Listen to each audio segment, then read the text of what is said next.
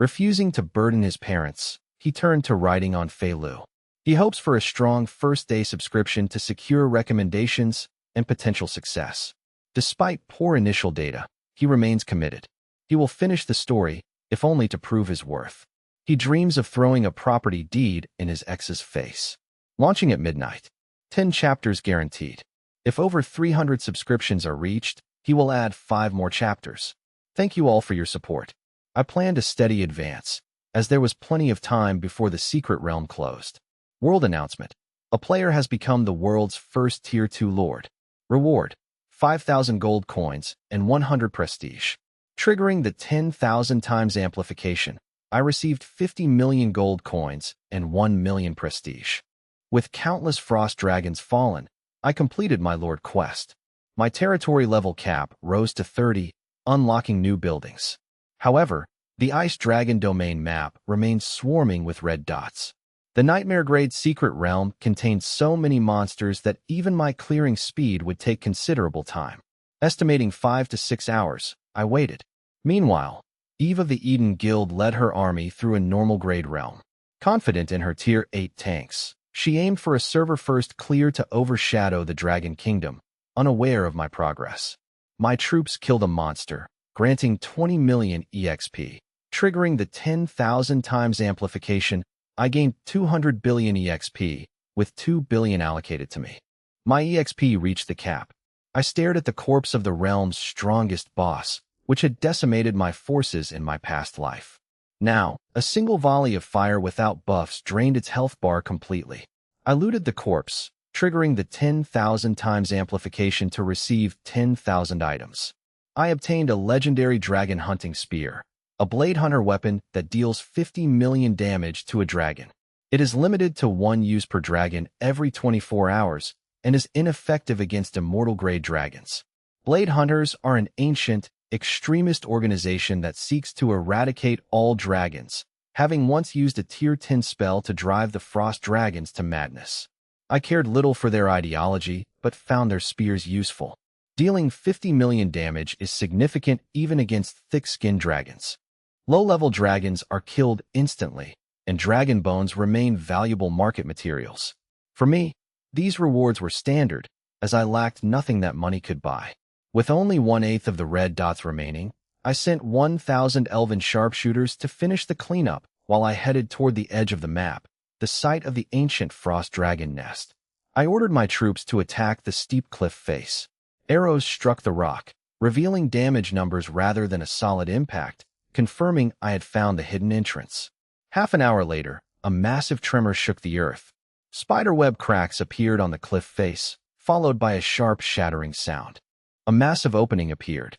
Inside, I found a crystalline cave filled with dragon skeletons. At the end of a grand hall sat a throne occupied by a beautiful, unconscious girl. Using a detection spell, I identified her as the Frost Dragon Princess. My eyes narrowed at the name. It was Sylvia, the future Ice Dragon Queen and protagonist of the upcoming Dragon War, who would lead the Dragon Empire's resurgence. Her vengeance would eventually devastate humans, elves, dwarves, and dark elves alike. Her war indirectly caused the fall of several immortal-grade deities. Ultimately, the God of Light united the races to form a coalition against the Dragon Empire. Sylvia was eventually slain by a mythical-grade paladin. I studied her youthful face, which matched my memories of the future queen. She was still the Frost Dragon Princess, not yet the hardened queen. Her health bar was nearly depleted. I looked up at the massive ice pillar behind the throne, where a blue light pulsed. I used a detection spell, Dragon Soul.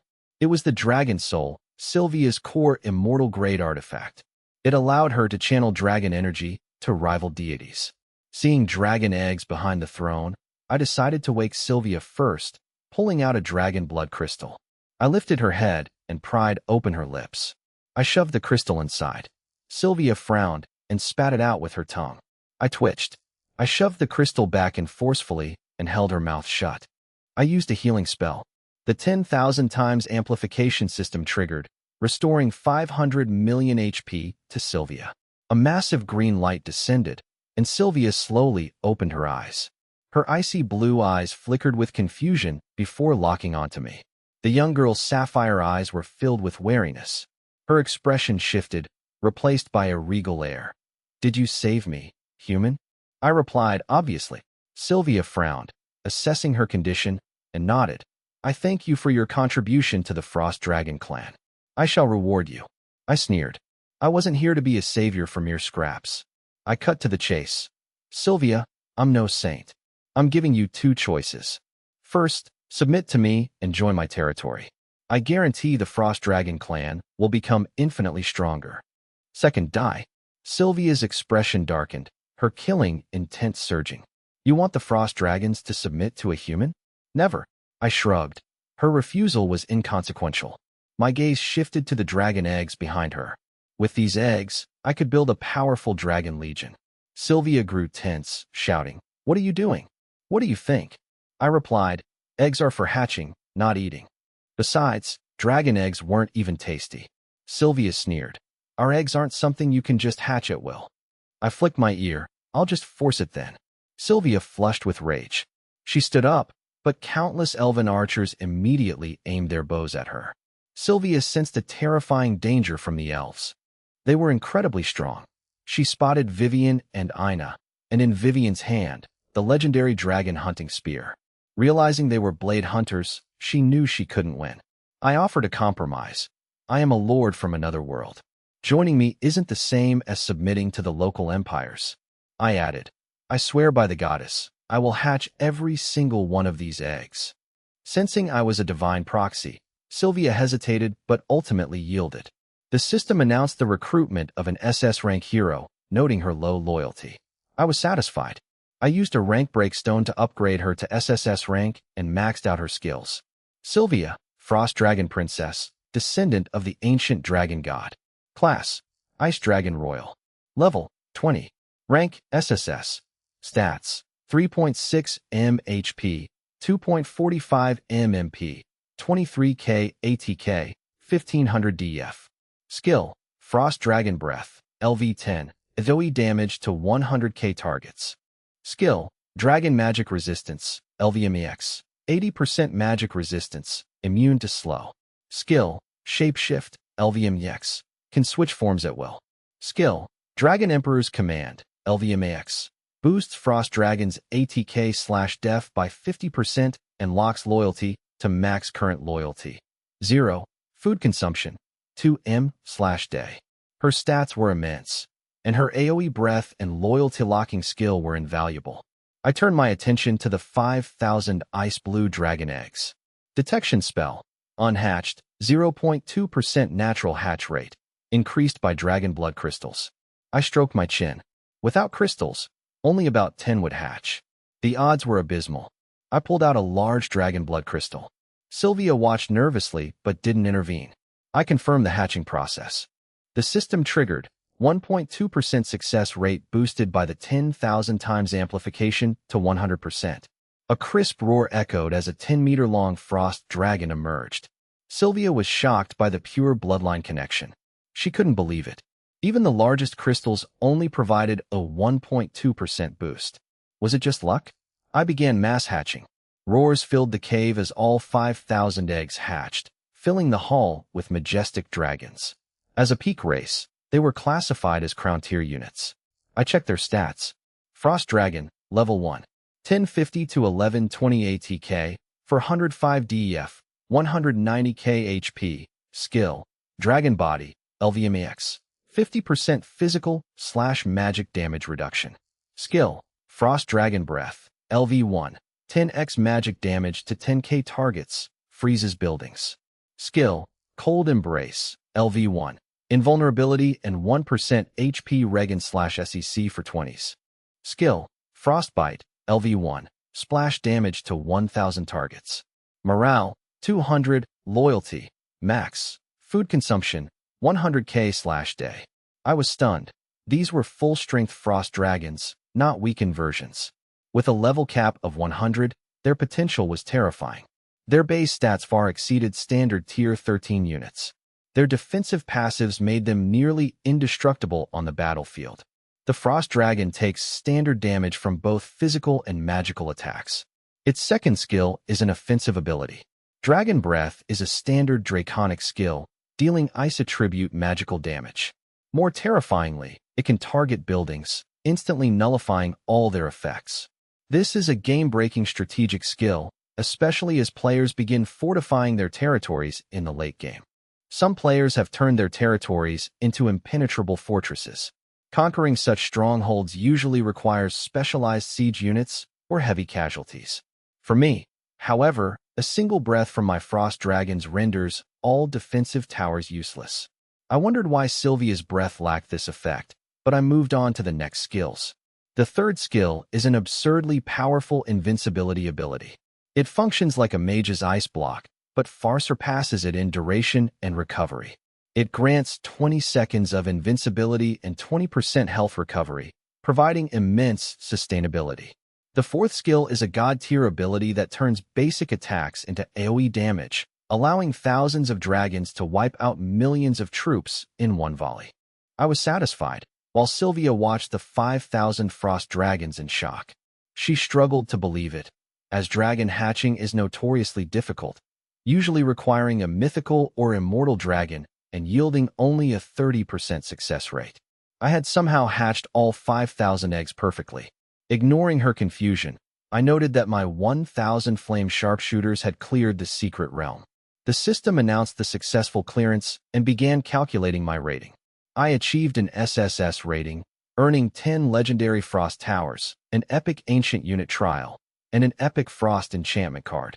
Thanks to 10,000 times amplification, these became 100,000 legendary frost towers, a legendary ancient unit trial, and a mythical frost enchantment card. A world announcement declared me the first to clear the nightmare difficulty, granting me frost dragon recruitment rights. The announcement repeated 3 times, though players were becoming accustomed to my dominance. Players lamented that Night Demon was monopolizing all the resources. They marveled at the feat of soloing a nightmare-level secret realm. Large guilds were struggling to clear even elite-level realms with hundreds of players. The gap in power was terrifying. Many hoped I would carry them for the contribution points. While Dragon Kingdom players were unfazed, the Eagle Kingdom players were devastated. As they neared the end of a normal-level secret realm, the world announcement made their efforts feel pathetic. Eve, furious, ordered her team to finish the boss, cursing Yi Fan internally. A minute later, the Eagle Kingdom Guild received a world announcement for clearing the normal difficulty, rewarding them with a measly 1,000 basic resources. The announcement played only once, and Dragon Kingdom players mocked the pathetic reward. They pointed out the vast difference between nightmare and normal difficulties. They taunted Eve, mocking her for the meager reward. They laughed at how I could distribute millions of resources while the Eagle Kingdom celebrated a pittance. I found the coincidence amusing, but turned my attention to my rewards. I reviewed the 100,000 legendary frost towers, the legendary ancient unit trial, and the mythical frost enchantment card. I inspected their attributes. The frost tower is a legendary grade defensive structure with 25,000 attack power. It has 200 million durability and consumes 100,000 magic per day. Its first skill, Frost Strike, slows enemies by 80%. Its second skill, Frost Splash, allows it to hit up to 300 targets simultaneously. Its third skill, Frozen Land, has a 5% chance to trigger a level 10 blizzard, dealing massive ice damage to enemies within 500 yards. The Ancient Unit Trial is a legendary grade item linked to the legacy of the Arcane Empire in the Kent Kingdom. It grants one-time access to the trial. The Mythical Frost Enchantment card adds 100% ice attribute damage to a unit's equipment. I realized the Frost Towers were overpowered, especially with their AoE and crowd control capabilities. With 100,000 towers, I could easily fortify my entire territory. Such a quantity was beyond even the Church of Light, representing trillions in value. Even legendary powerhouses would be forced to retreat against such defenses. However, the daily maintenance cost of 10 billion magic crystals would be a massive burden for any other guild. I then focused on the Ancient Unit Trial. I recalled that this trial was the catalyst for the civil war in the Kent Kingdom in my previous life. Unit trials are special secret realms found in ancient ruins. Ranks are categorized as normal, black iron, silver, gold, diamond, epic, legendary, mythical, and immortal. Unit trials enhance attributes or grant new skills, making them vital for mid-game progression. I set aside the trial rewards and examined the Frost enchantment card, which adds 100% frost magic damage. With my top-tier enchanting table, I plan to upgrade my gear upon returning home. Sylvia stood stunned, staring blankly at the 5,000 frost dragons filling the sky. She demanded, "Human, how did you do this?" Vivian glared at her. "Address him as Lord." Under Vivian's pressure, Sylvia reluctantly muttered, "Lord, Master." I smiled. "My territory will soon house more frost dragons than your race ever had at its peak." I was surprised that the nightmare level clear reward included recruitment permissions. No player in my past life had ever obtained frost dragon recruitment rights. I realized this was likely an SSS rank exclusive reward, making me the only player capable of recruiting such crown tier units. I turned to the glowing blue ice pillar. "Sylvia, retrieve the dragon's soul." Sylvia hesitated but eventually complied.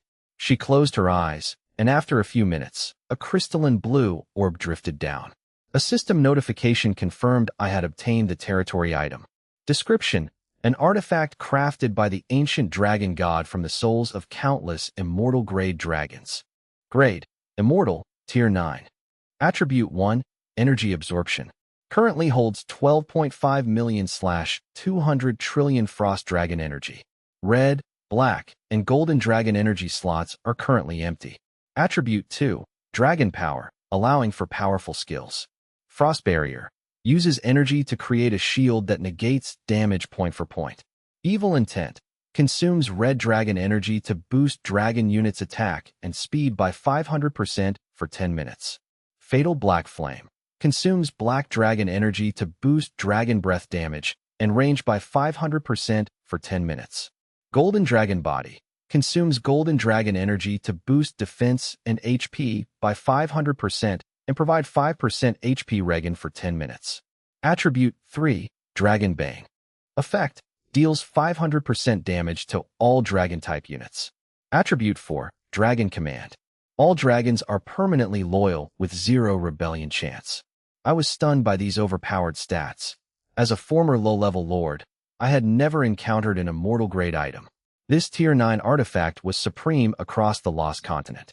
While I currently only had frost dragon energy, the potential of these skills was astronomical. Other dragon subspecies, such as star dragons or undead dragons, were merely offshoots of the 4 primary dragon types. Though I could only activate the frost barrier for now, it remained incredibly potent. Sylvia's mother had once used this very skill to repel the blade hunters. With a full energy pool, it could negate 200 trillion damage, a staggering figure. It would make my territory nearly impenetrable, even to gods, while the Dragon Bane effect made hunting other dragons trivial. Sylvia warned him, "The dragon soul is our sacred relic. Use it with caution." "Don't worry," I replied. I finally understood how Sylvia had built her massive dragon empire in my past life. I decided to return to my territory, but stopped to look at Sylvia. "Transform into your dragon form." Sylvia bristled. "Why? You are my mount from now on," I stated matter-of-factly. Sylvia sneered. "I am a frost dragon princess with the blood of the dragon god. I will not be a human's mount." "Oh, really?" I smiled. "It seems we need to have a talk, Sylvia." With a gesture to Vivian and Ina, they surrounded her. Moments later, a 40-meter-long dragon appeared. Adult dragons in the Lost Continent were usually 10 meters, and mythical-grade dragons reached 30. Thanks to the rank break stone, Sylvia's bloodline had surpassed even legendary ancient dragons. She was sleek, with razor-sharp dorsal ridges and striking blue eyes. Her scales were vivid, and a crown-like protrusion adorned her head. Sylvia roared in defiance, but I leaped onto her head, successfully becoming a dragon knight. As my forces returned to the Evernight Forest, players were busy organizing groups for dungeons. Recruitment shouts filled the air. Suddenly, a piercing dragon roar silenced the crowd. Players panicked as they spotted the massive dragon, their own units suffering morale penalties from the sheer presence of the beast. Dragons possess a terrifying ability to suppress other races through soul-level dominance. I remained hidden within the shadow mist. passing through the Evernight forest in complete silence. Even so, as my 5,000 frost dragons flew overhead, the troops of nearby players trembled and collapsed to the ground in terror. An hour later, I returned to my territory, which was overflowing with resources piled like mountains. After building 200 large warehouses to store the excess, I ordered my troops to rest. Even legendary units were exhausted after a day of high-intensity combat. I then began upgrading my territory. Ding!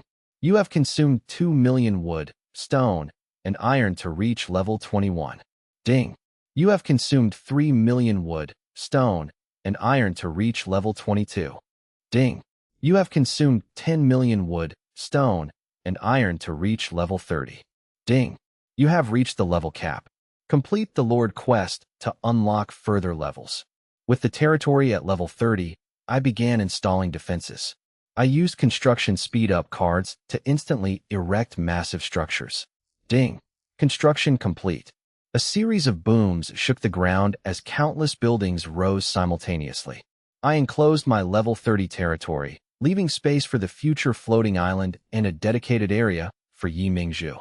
Within a minute, the perimeter was transformed. 30-meter-tall, holy white walls surrounded the territory, with 100-meter-tall frost towers piercing the sky inside. The frost towers were crystalline and blue, pulsing with turbulent ice attribute energy at their peaks. I placed over 1,000 frost towers, deeming it sufficient for current threats. Satisfied, I opened my territory panel.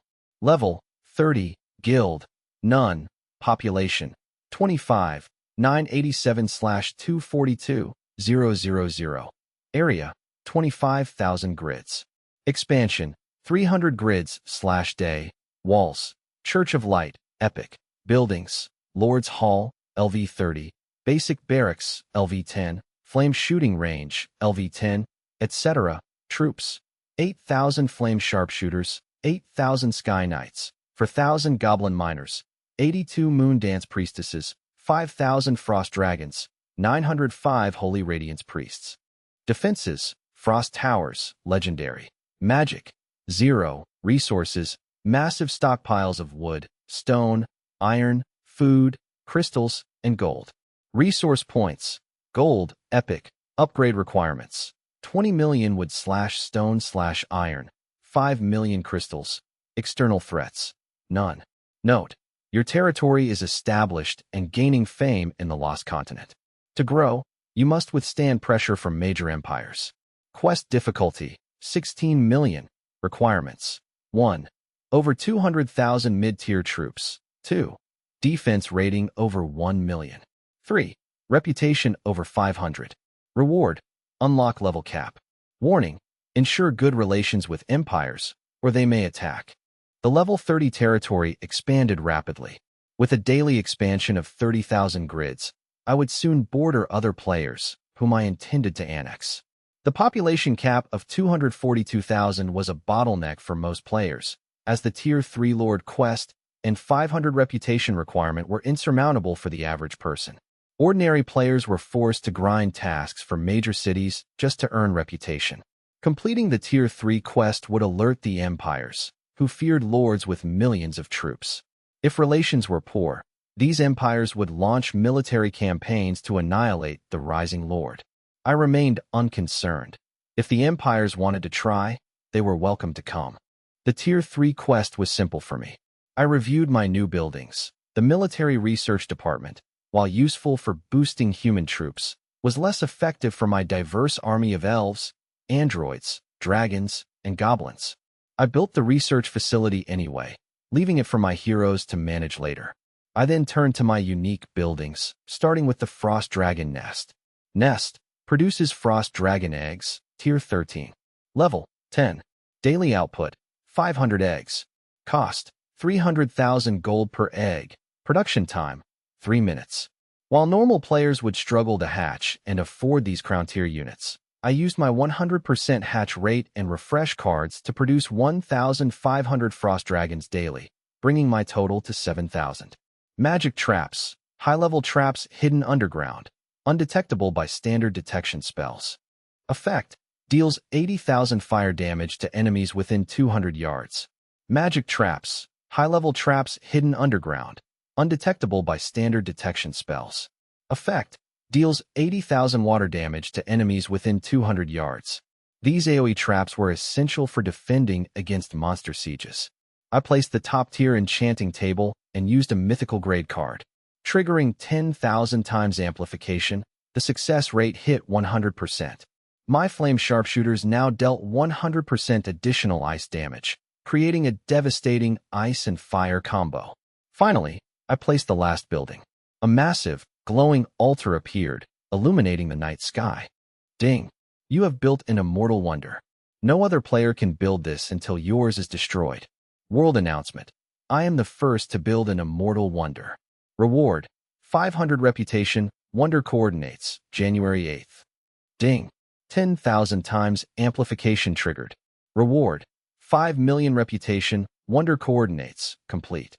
I checked the note that appeared in my inventory. It contained a specific set of coordinates, 64850-25478. I obtained the complete coordinates for an immortal wonder via 10,000 times amplification. It pointed to the Eastern Canyon, a stronghold of the undead, the primary threat in the upcoming game version. While players wouldn't become the main force against the undead for months, I considered the timeline. I pondered my next move. With my current contribution points, I could promote to count and initiate large-scale campaigns early. Though I lacked the strength to face the undead legions alone, I possessed secret knowledge that could yield massive profits. I decided to focus on development first, turning my attention to the magnificent structure before me. The structure was an ancient arcane empire altar, an immortal wonder designed to enhance communication between believers and deities. It boosted faith value by 1,000%, but required 20 million mana daily. I reviewed the list of deities. While I could choose the goddess of poison, I dismissed the idea immediately. To generate faith, I needed a chosen deity and active prayers from believers. I chose Stephanie, as her priests from the Temple of Light were already present. I avoided the god of light, knowing his rigid nature wouldn't reward mere faith points with favor. As Stephanie was selected, cool, moonlight-like radiance bathed the altar. Ina arrived with other believers, curious about the change. I explained it was a new altar for Stephanie and instructed them to use it for their activities. Ina nodded. She smiled beautifully and thanked me. She leaned in to kiss my cheek, then retreated, visibly flustered. I checked my territory's mana interface. My single mana extractor provided only 1 million mana daily. This was woefully insufficient. Running my frost towers and other facilities required over 100 million mana per day. Lacking blueprints for advanced extractors, I deployed 200 basic ones, occupying an eighth of my territory as a temporary measure. I reflected on my recent gains, noting only my failure to complete my class trial. I had overestimated the number of epic bosses, finding few to challenge. I turned to the trading house to sell my remaining goblin miners and resources. I listed 100 million basic resources, demanding crystals in exchange. This would bolster my fame and make future labor recruitment easier. The massive listing caused a frenzy among players, who were desperate for resources to upgrade their territories. With Secret Realm rewards known, gold farming studios were operating at peak efficiency. However, earning crystals remained their greatest challenge. Vivian approached me with food. She had shed her armor, appearing elegant in a simple dress. I accepted the meal. In the current pre-fusion state, food served only to satisfy taste buds. Vivian offered a fragrant roasted lamb leg she had prepared herself. I praised her cooking. As they ate, I watched my believers praying to Stephanie, their spirits high. Sylvia, in her dragon form, was devouring food at an alarming rate. Consuming 2 million units of food daily, she was a food shredder no ordinary player could afford. Suddenly, a crisp voice interrupted them. Startled, Vivian drew her sword, guarding me. A slender phantom appeared before them. I used a scout spell, identifying it as a weak projection of the goddess of illusion. A deity had arrived, bypassing my territory's defenses due to my low level. It was merely a weak projection. Vivian lowered her sword, recognizing the figure. Sister Layla? Layla's phantom greeted Vivian, revealing they were old acquaintances from the Shadow Realm. Layla, the goddess of illusion, governed shadows and secrets as a neutral deity. Her domain naturally brought her into contact with the Shadow Realm. Like Stephanie, she was relatively weak.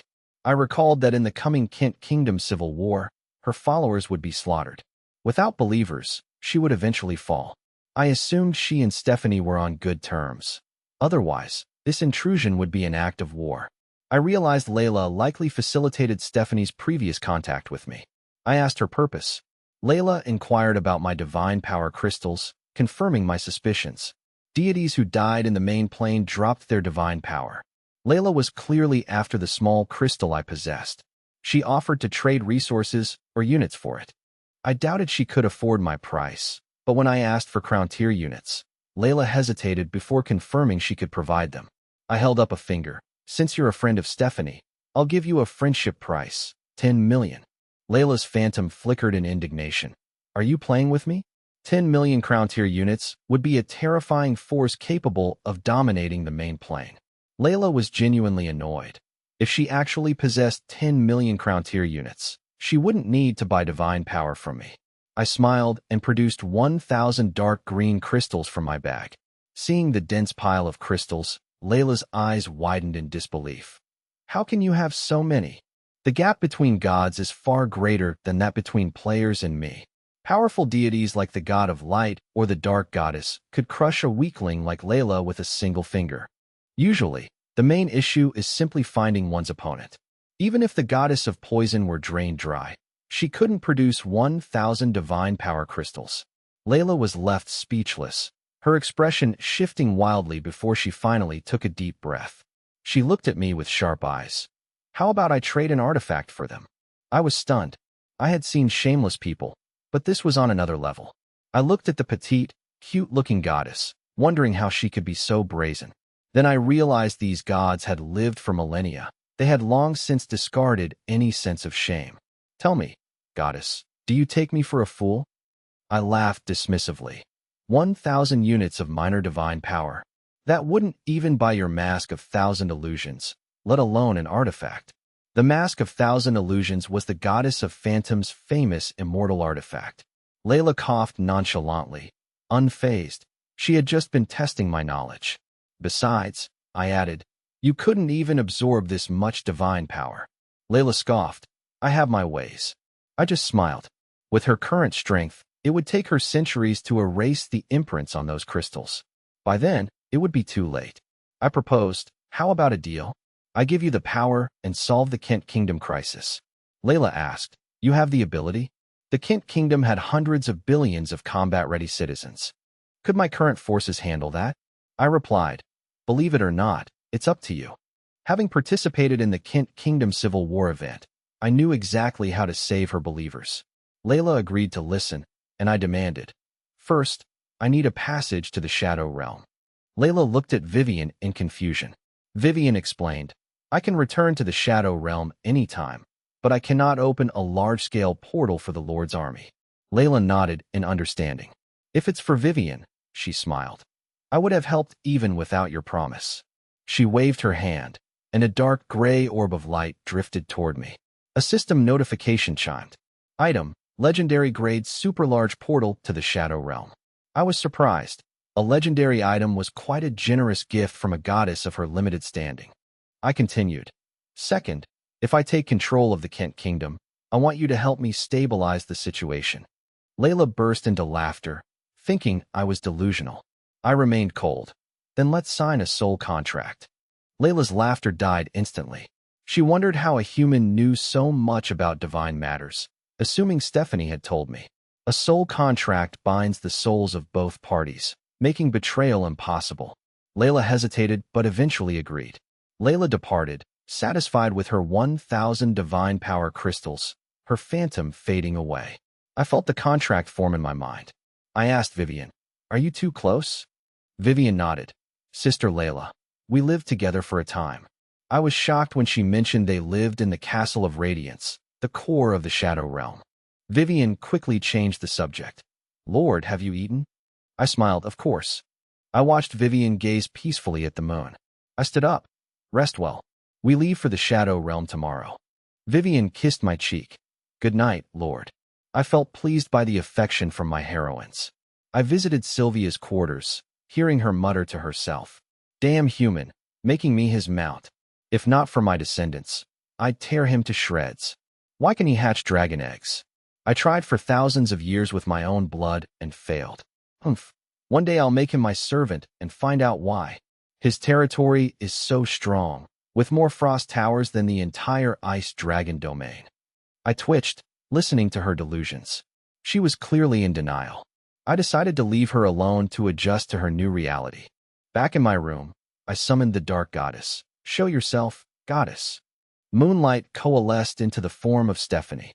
She was a slender, tall dark elf with silver hair reaching her calves. Her skin was flawless and her beauty breathtaking. I said, "I have a goal. In the future, I may stand against the entire world. Will you stand with me?" Stephanie was stunned by the gravity of my words, but eventually whispered, "I will." I fell asleep and woke the next morning to system notifications. Ding. Research has progressed, gaining 1,920 skill experience points. Ding. 10,000 times amplification triggered. 19.2 million skill experience. Level up to 10 max. New population wants to join. Vassal forces have entered your territory. I woke to the system's notification. I sat up, then froze, dryly asking, "Goddess, do you enjoy peeping at people?" A cool, gentle voice echoed in my soul. "I'm just here to inform you that my followers have arrived at your territory." I was surprised by Stephanie's efficiency. At sunrise, I opened the gates to find a massive crowd waiting outside. Beyond Yi Mingzhu's troops, there were thousands of dark elves and a vast contingent of dwarves. Vivian blocked them with her knights. The dark elves, dressed in silver robes, were clearly Stephanie's followers. Yi Mingzhu's troops were a chaotic mix, though they were decent for a lord's army. I was puzzled by the dwarves. They clamored, "We heard you killed the goddess of poison and obtained the 9 hammers of destiny blueprints. We're here to help you drive out those green-skinned dogs." The system chimed in. Ding. 45,000 dark elves and 16,000 dwarves request to join your territory. Accept. Ding. 6,548 troops request to join your territory. Accept. I accepted. I wouldn't refuse Stephanie's followers. I'd just have them pray at the arcane altar. The dwarves, while low tier, were elite within their class. Even as cannon fodder, they outclassed current players. Yi Mingzhu watched in awe, realizing her own troops were inferior. Ding. Your territory has a large dark elf population. Extremist organizations may attack. Stay vigilant. I sneered at the warning. If these righteous groups dared to attack, I'd ensure they never returned. As the newcomers entered, I observed Yi Mingzhu, who looked exhausted from her journey. She was stunned by the sight of epic walls and legendary towers. She considered herself a top player in the Dragon Kingdom, but compared to me, she felt insignificant. There was no comparison. I led her inside and pointed to the southeast. Relocate your territory there. Yi Mingzhu nodded, her hesitation replaced by a thirst for revenge. She used her city relocation token. I dumped all the dwarves into her territory, indifferent to their complaints. Her original low-tier troops trembled in fear. The Frost Dragon's aura was suffocating. Seeing her lack of resources and recruitment rights, I tossed her 1 billion basic resources. She was stunned, unable to fathom my wealth. I told her to explore and level up, then return to my daily routine.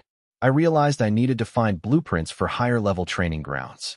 I proceeded to use my recruitment buildings and cards. I recruited 4,000 flame sharpshooters, 4,000 sky knights, and 1,000 frost dragons. My total force reached 12,000 flame sharpshooters, 12,000 sky knights, 7,000 frost dragons, and 905 holy radiance priests. I assigned the dark elves to prayer, the goblins to Yi Mingzhu, and delegated exploration to her. The combat units were split among Ina, Vivian, and Sylvia. I kept the priests under my direct command for now. Watching my army, Yi Mingzhu finally grasped the true scale of the gap between us. I took out the dragon soul. I prepared to extract bloodline energy, knowing the cost. The dragons would lose 50% HP for 7 days. Even Sylvia, with her dragon god bloodline, would suffer greatly from repeated extractions. I aimed the dragon soul at a frost dragon. A terrifying energy fluctuation enveloped the dragon. The dragon's HP halved as it roared in pain. Ding. You extracted 100,000 energy, triggered 10,000 times amplification, gained 1 billion energy. Sylvia was shocked by the sheer amount of energy. I extracted energy from 1,000 dragons, reaching 1 trillion energy. I could now deploy a barrier capable of blocking 1 trillion damage. I then retrieved the item from the Goddess of Phantoms. I crushed the dark, gray mist-like object. Space door open. Ding. You opened the path to the Shadow Realm.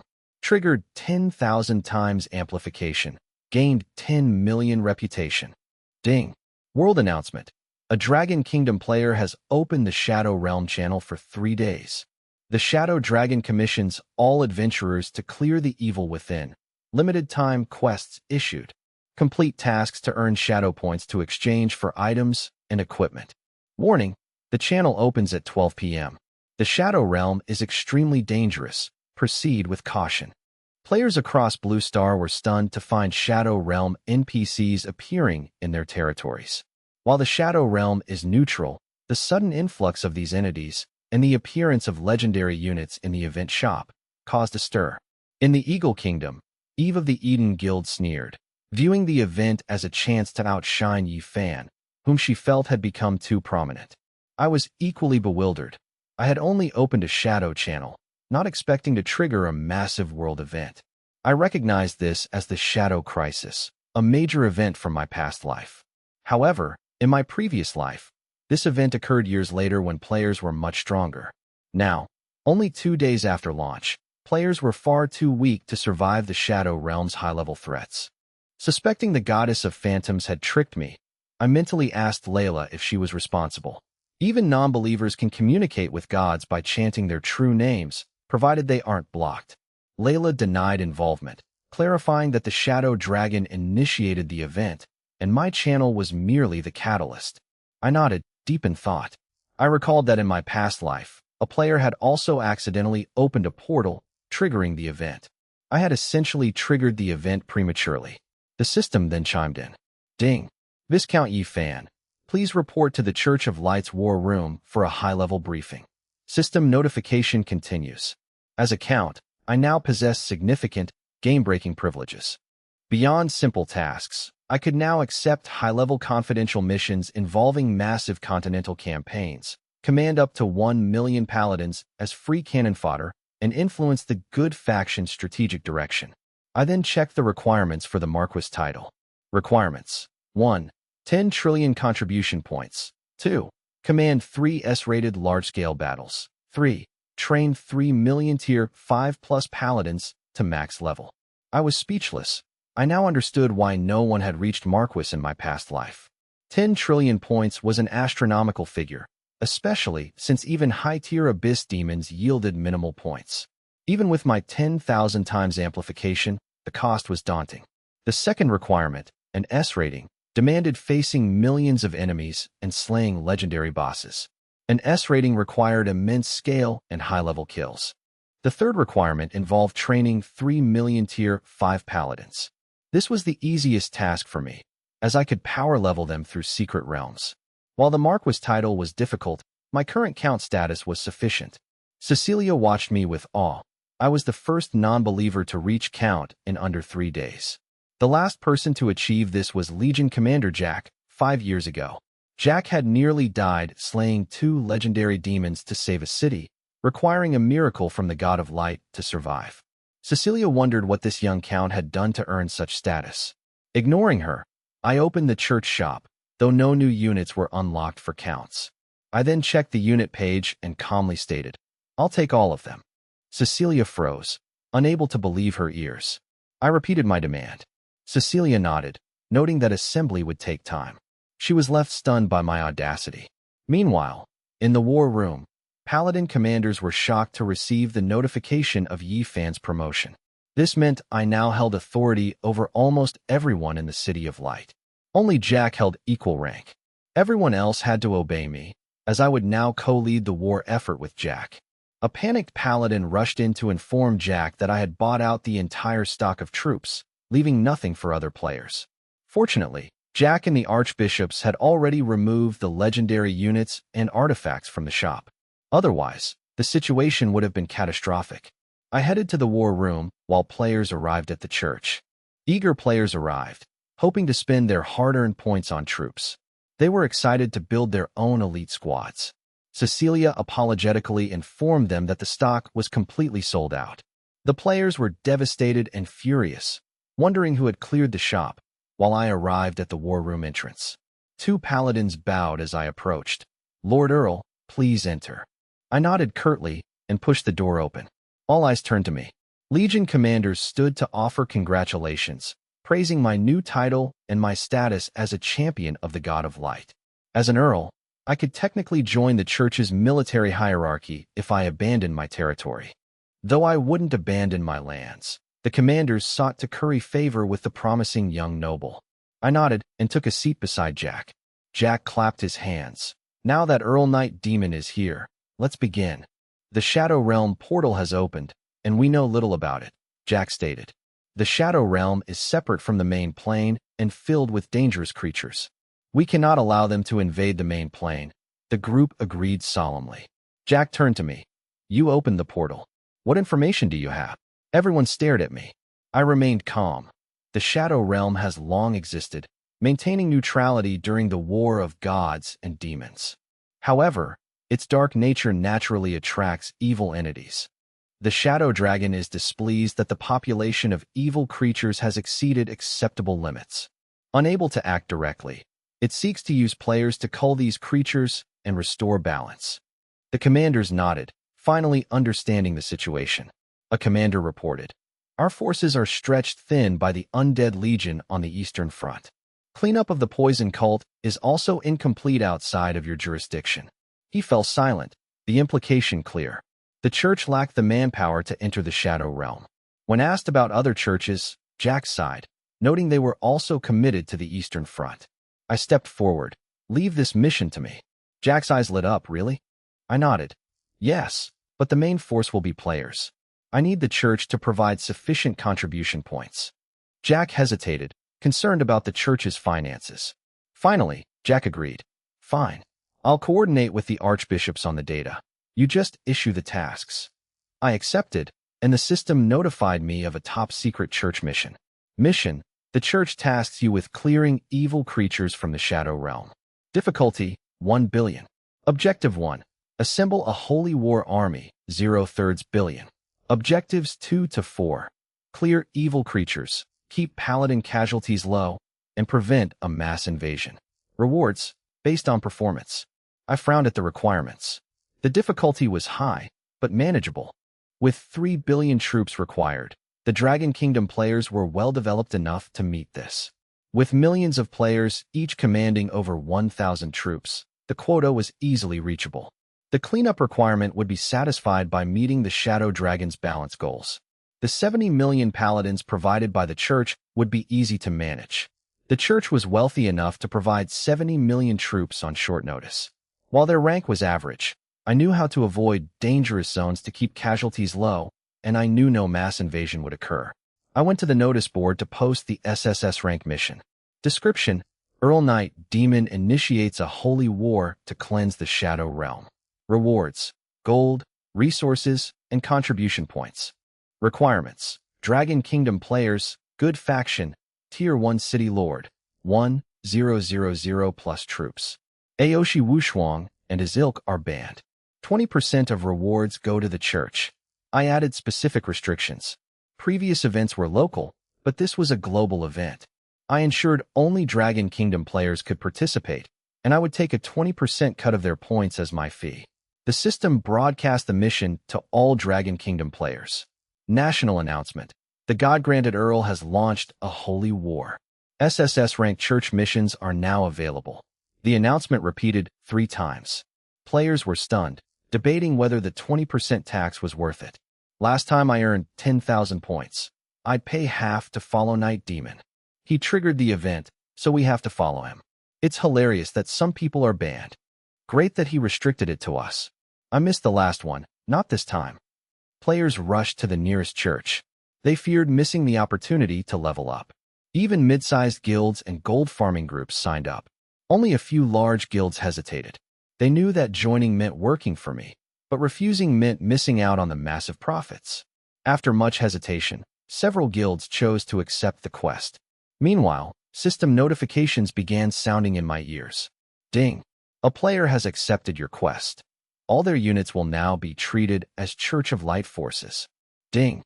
A player has accepted your quest. All their units will now be treated as Church of Light forces. Ding! A special chat channel has been opened. The number of players accepting the quest surged, meeting my target in under 5 minutes. With millions having joined, the system announced, Ding! Your total troop count has reached 3 billion. Partial quest objectives achieved. Ding! Due to the massive scale of your forces, this has been classified as a super large campaign. You may now initiate it. Note: upon activation, all participants will receive a blessing from the God of Light. I viewed a panel displaying the rapidly growing number of participating troops. I pressed the Start Holy War button. A beam of holy light pierced the clouds, striking me directly. Players in the City of Light looked on as the system announced, Ding! Due to your massive force, your legion has gained a buff. Ding! You triggered 10,000 times amplification. Your legion has gained a buff. Ding! As the supreme commander of this holy war, you have received special wartime skills. Ding! You triggered 10,000 times amplification and gained skills. Repeated 4 times. Ding! Campaign announcement. Count Knight Demon has initiated a holy war. This is now a top-tier holy war. All participating players receive a buff effective within the Shadow Realm. I reviewed the newly acquired skills. Description: Brave adventurers, you have joined a glorious battle. Fight to expel the evil faction. The God of Light is with you. Effect: all units gain 200% attack and 200% defense against the evil faction. 2. All units gain 100% attack speed and 100% movement speed. This glorious holy war buff applies to the entire super large campaign. Any player who accepted my quest enjoys this effect. I found the buff impressive. Having participated in holy wars in my past life, I had never seen such a powerful buff. Doubling attack, defense, attack speed, and movement speed made this several times stronger than previous iterations. Beyond the campaign-wide buff, I unlocked several SSS rank strategic skills as Supreme Commander. High-Speed March increases movement speed of all Holy War troops by 500%. Cost: 1,000 contribution points per second. No cooldown. Shooting Frenzy increases range and attack speed of all ranged Holy War troops by 100%. Cost: 1,000 contribution points per second. No cooldown. Burn the Boats increases attack by 200% but reduces defense by 50%. Cost: 1,000 contribution points per second. Cannot be used with Holy Light Protection. No cooldown. Holy Light Protection increases defense by 500%. Cost: 1,000 contribution points per second. Cannot be used with Burn the Boats. No cooldown. These 4 strategic skills are granted to the Supreme Commander during every holy war. These skills can shift the tide of battle if used appropriately. Enhanced by 10,000 times amplification, my skills are absurdly powerful. High-Speed March offers unmatched mobility, while Shooting Frenzy and Burn the Boats provide devastating offensive bursts. Holy Light Protection acts as a near-invincible defensive shield. While the cost of 3,000 points per second for all 3 is prohibitive for others, it is trivial for me. As the Holy Light enveloped the players, they were stunned by the buff's potency. "Is this for real?" they exclaimed. Night Demon is a legend. This buff is even more insane than the last one. My troops are invincible now. I'm officially a Night Demon fanboy. Following Night Demon pays off. Who cares about losing a fraction of activity points for this? Screenshots of the buff flooded the forums. Players who previously ignored the Holy War rushed toward the Church of Light, fearing I might close the quest. Meanwhile, others were far from pleased. At the Aoshi Guild territory, Aoshi Wushuang's face darkened. As one of the Dragon Kingdom's top 3 guilds, they had intended to control the world event for their own gain. They usually treated players as laborers to secure benefits for their guild. My interference had shattered their profit chain. Aoshi Wushuang gritted his teeth. Pass the order. No one is allowed to accept Night Demon's quest. In the Aoshi Guild chat, members were conflicted. The buff is so strong, but the guild master forbade us from taking it. It's frustrating. My troops were wiped out by Night Demon before, and I haven't replenished them. I regret everything. We were idiots to oppose Night Demon when he could handle millions of monsters alone. Should we just leave? The chat went silent before the admin banned the user. However, the seed of dissent was planted. Moments later, a notification pinged, triggering a mass exodus of players leaving the Aoshi Guild. A subordinate nervously reported, "Don't worry, boss. It's just some casual players." Aoshi Wushuang sneered, dismissing the casuals. But then, more notifications arrived. The core members were leaving too, unable to resist the temptation of the buff. With their experience, they knew exactly what my holy war buff represented. Aoshi Wushuang was livid, his face turning iron gray. "Night Demon, just you wait. Aoshi won't be bullied like this." I, indifferent to Aoshi's plight, headed to the City of Light's barracks. I had amassed 13 million troops in total. While waiting for the troops to assemble, I encountered Cecilia standing in the barracks, holding a glowing staff. "Saintess?" I asked. She smiled. "I wish to join this holy war, Count Night Demon." I was surprised. Typically, high-ranking clergy did not participate in military actions. Cecilia nodded firmly. "Don't worry, I won't hold you back." I knew her potential. She was a prodigy whose healing divine art would eventually save millions. I accepted her request. Ding. You have gained a temporary S-rank hero. Ding. Regional announcement. Territory is currently locked. Other players cannot exchange items for now. Players were stunned. Cecilia was widely considered the most beautiful NPC, and her joining my territory caused an uproar. Forum users wailed, "Night Demon, give us back our saintess." Why did she join his territory? Get real, others retorted. Cecilia would only join a powerhouse like Night Demon. Stay calm, this is only a temporary alliance, I stated. 10 minutes later, over 10 million troops were assembled, creating a magnificent sight. The composition was diverse, ranging from Tier 3 paladins to Tier 9 high-level knights. It included standard melee units, tanks, and a significant number of Griffin Knight aerial units. These troops were far superior to standard forces. I ordered the march, opting not to have Sylvia transform into her dragon form to maintain pace. An hour later, Cecilia was stunned by the sight of my territory. She recognized the Church of Light-style walls, but the defensive towers were absurd. Even the City of Light only possessed 20 legendary grade towers. The daily maintenance cost alone was astronomical. I handed command of the entire force to Yi Mingzhu, who was left speechless by the scale of the 13 million-strong army. I nodded, telling her to discard her own inferior units. Yi Mingzhu accepted the task solemnly, recognizing it as a test of her capabilities by me, as I sought to gauge her true potential as a commander. I bluntly told her that if she couldn't lead 10 million troops, she should give up on her dreams of revenge. Stung, Yi Mingzhu vowed not to disappoint me. I remained indifferent. I knew my own elite troops were superior, but this was a perfect training exercise for her. I assigned all priests to Cecilia, whose healing bonuses would maximize their efficiency. With all 1,000 defensive towers active, I left no garrison behind. These towers could repel even a divine descent. Unlike other players, I controlled the portal to the Shadow Realm, allowing me to return instantly if my territory were attacked. I signaled Yi Mingzhu and stepped through the portal. After a sensation of weightlessness, I arrived in the Shadow Realm. System notifications confirmed I was the first player to enter, granting me 100 reputation, which the 10,000 times amplification system boosted to 1 million. The Shadow Realm was a monochromatic world of black and white. Yi Mingzhu was shocked to realize they had arrived 2 hours before the official opening. As a top-tier player, she understood that a 2-hour head start was a massive advantage. Suddenly, Vivian led the Sky Knights in a charge against a hidden shadow. A shrill scream echoed as the target fell. System notifications flooded in.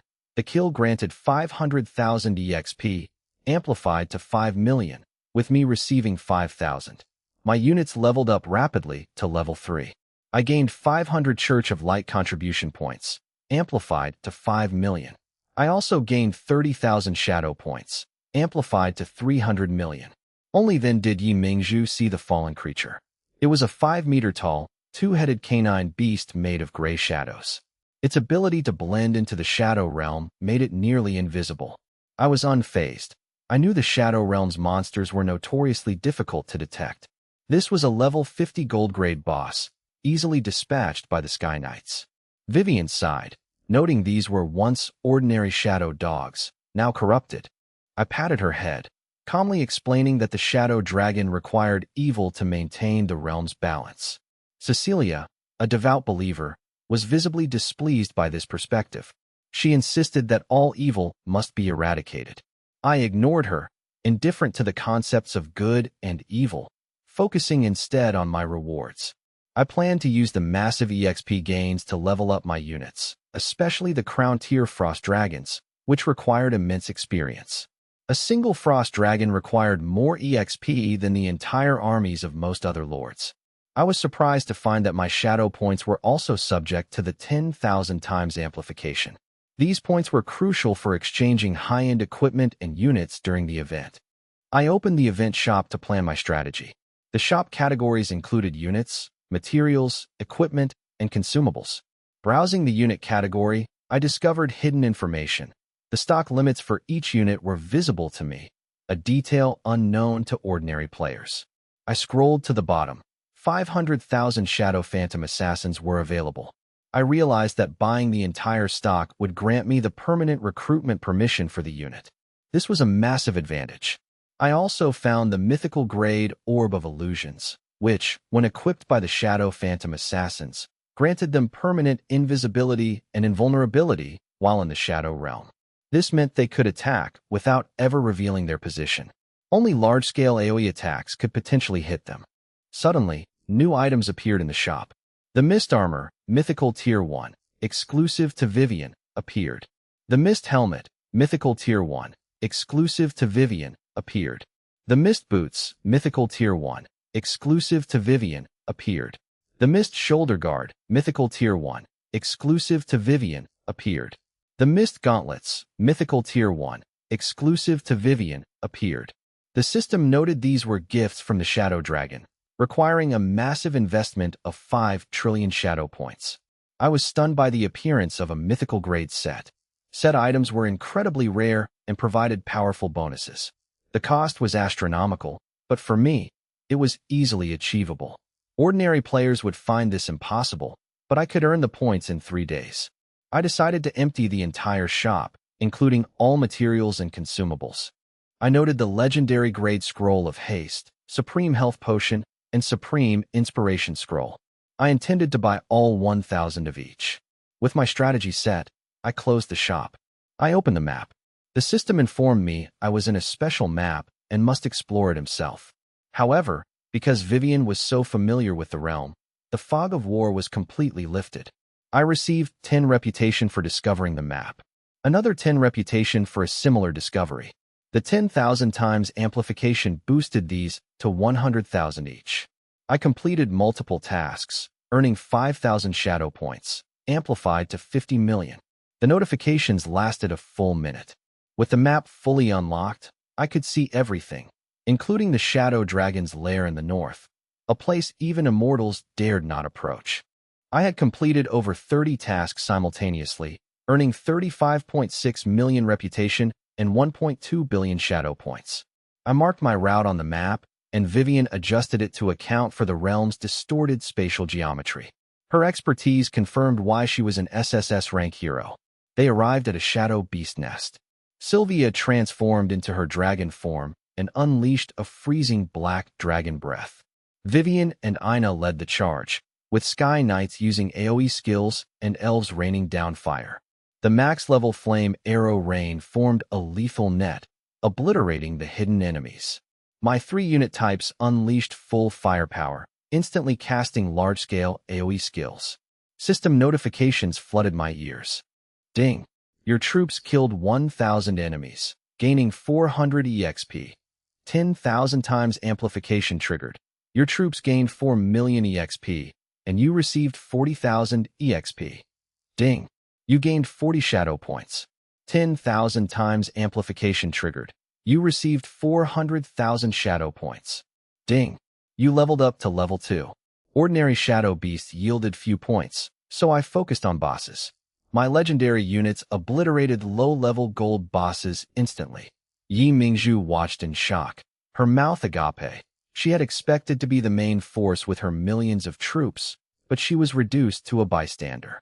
She quickly ordered her army to encircle fleeing beasts, a tactical choice I silently approved of. Suddenly, a system warning sounded. Ding! Warning! You have slaughtered too many shadow beasts and provoked the nest. It will now pursue you relentlessly. As the warning faded, a massive, deep-colored shadow emerged from the center of the nest. In the shadow realm, darker colors signify greater power. Before the creature could fully manifest, it was shredded by a barrage of arrows, its health bar vanishing in a second. The system chimed again. Ding! Your troops killed the boss, gaining 50 million EXP. 10,000 times amplification triggered. Your troops gained 500 billion EXP. Ding! You leveled up to level 28. Ding! You gained 3 million shadow points. 10,000 times amplification triggered. You received 30 billion shadow points. Everything happened so fast that I was momentarily stunned. I wondered how an epic boss could claim to pursue me relentlessly when it died instantly. Yi Mingzhu was equally bewildered. She couldn't fathom how this was an epic boss when it was no different from a common mob. I was pleasantly surprised by the 30 billion shadow points reward. I urged my troops forward. Half an hour later, after clearing 3 nests and several bosses, my total reached 62.6 billion shadow points. In my past life, the event leader, Eve of the Eagle Kingdom, only reached a few hundred billion points after 3 days. I would surpass her in hours. I needed 100 billion points for my goal and soon arrived at a special area, the ruins of the Arcane Empire. Known for its crown-tier arcane golems and advanced magic, the empire was long destroyed, but its remnants remained dangerous. A system alert confirmed I was in a high-danger zone. Vivian looked grave as I marked a spot on my map. They soon found marble ruins where floating, energy-based monsters drifted. Description: Arcane Golem, infused with poison cult modules. Level 40, Diamond Grade. HP, 580 million. ATK, 2,300. Def, 3,600. These were indeed arcane golems, diamond-tier bosses. They possessed high physical resistance, 90% reduction, and a regeneration skill. If their HP dropped below 10%, they could instantly restore to full health with energy.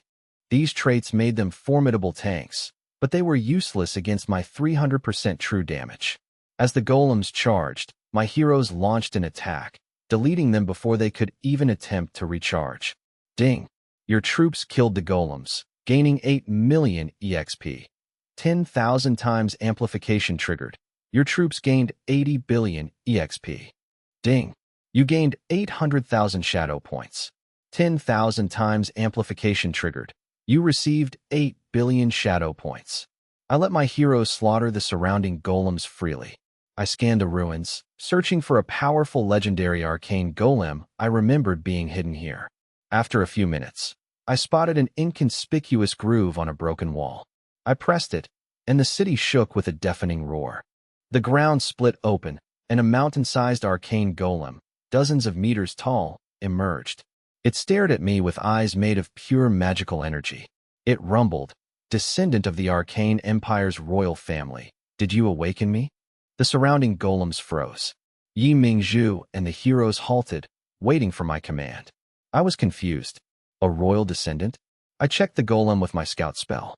Description: Supreme Arcane Golem, crafted by the Royal Warlock Association. Integrated with the world's most powerful arcane core. Mythical grade strength. Level 150, Legendary Tier 9. HP, 800 billion. ATK, 12,000. Def, 300,000. My eyes narrowed at the stats. The HP alone was 800 billion, far surpassing the Poison Cult Saint. I realized this boss was legendary for a reason. I asked, "I am a descendant of the Arcane Empire's royal family?" The golem's eyes flashed with data. "According to my database, your bloodline matches that of the 73rd princess's consort." It bowed slightly. "Arcane Golem 107, happy to serve you." I frowned. The situation defied my expectations. I distinctly remembered all arcane golems here being hostile. Players previously suffered heavy losses clearing this area, but now, every arcane golem's name had turned blue, indicating they were friendly toward me. I knew the 73rd princess was the Arcane Empire's final royal heir. Since her consort's descendants were royal, I asked, what happened here? The golem replied, a massive explosion in the Mage Tower destroyed the empire. The princess moved us to the Shadow Realm before I entered slumber. It added, great royal descendant, please rescue the other 3 golems so I can unlock the ruins the princess left behind. A system notification appeared. Accept SSS rank unique hidden quest? I accepted. Quest. Arcane Golem 107 request you activate 3 other legendary arcane golems to reveal the princess's ruins. Difficulty 1.2 billion. Objective: activate golems 0/3 and locate the ruins.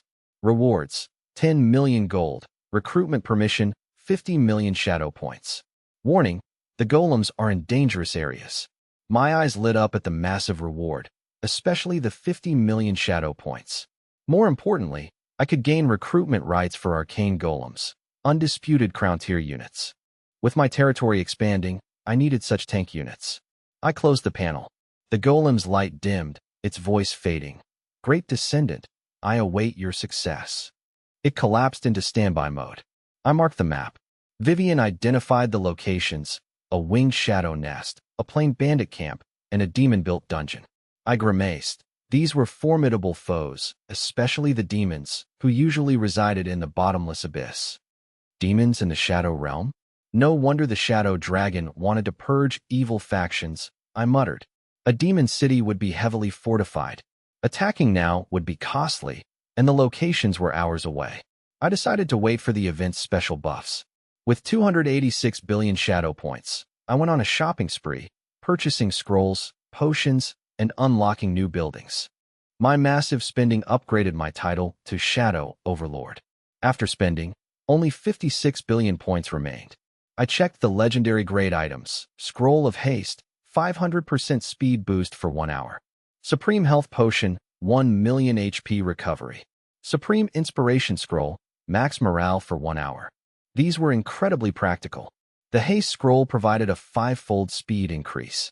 Combined with Vivian's Shadow Mist and my Holy War buff, my mobility would be unmatched. The Health Potion was a top-tier group heal, and the Morale Scroll ensured even cowardly goblins would fight to the death. I gave some to Yi Mingzhu, then opened a portal back to my territory to build the newly unlocked structure.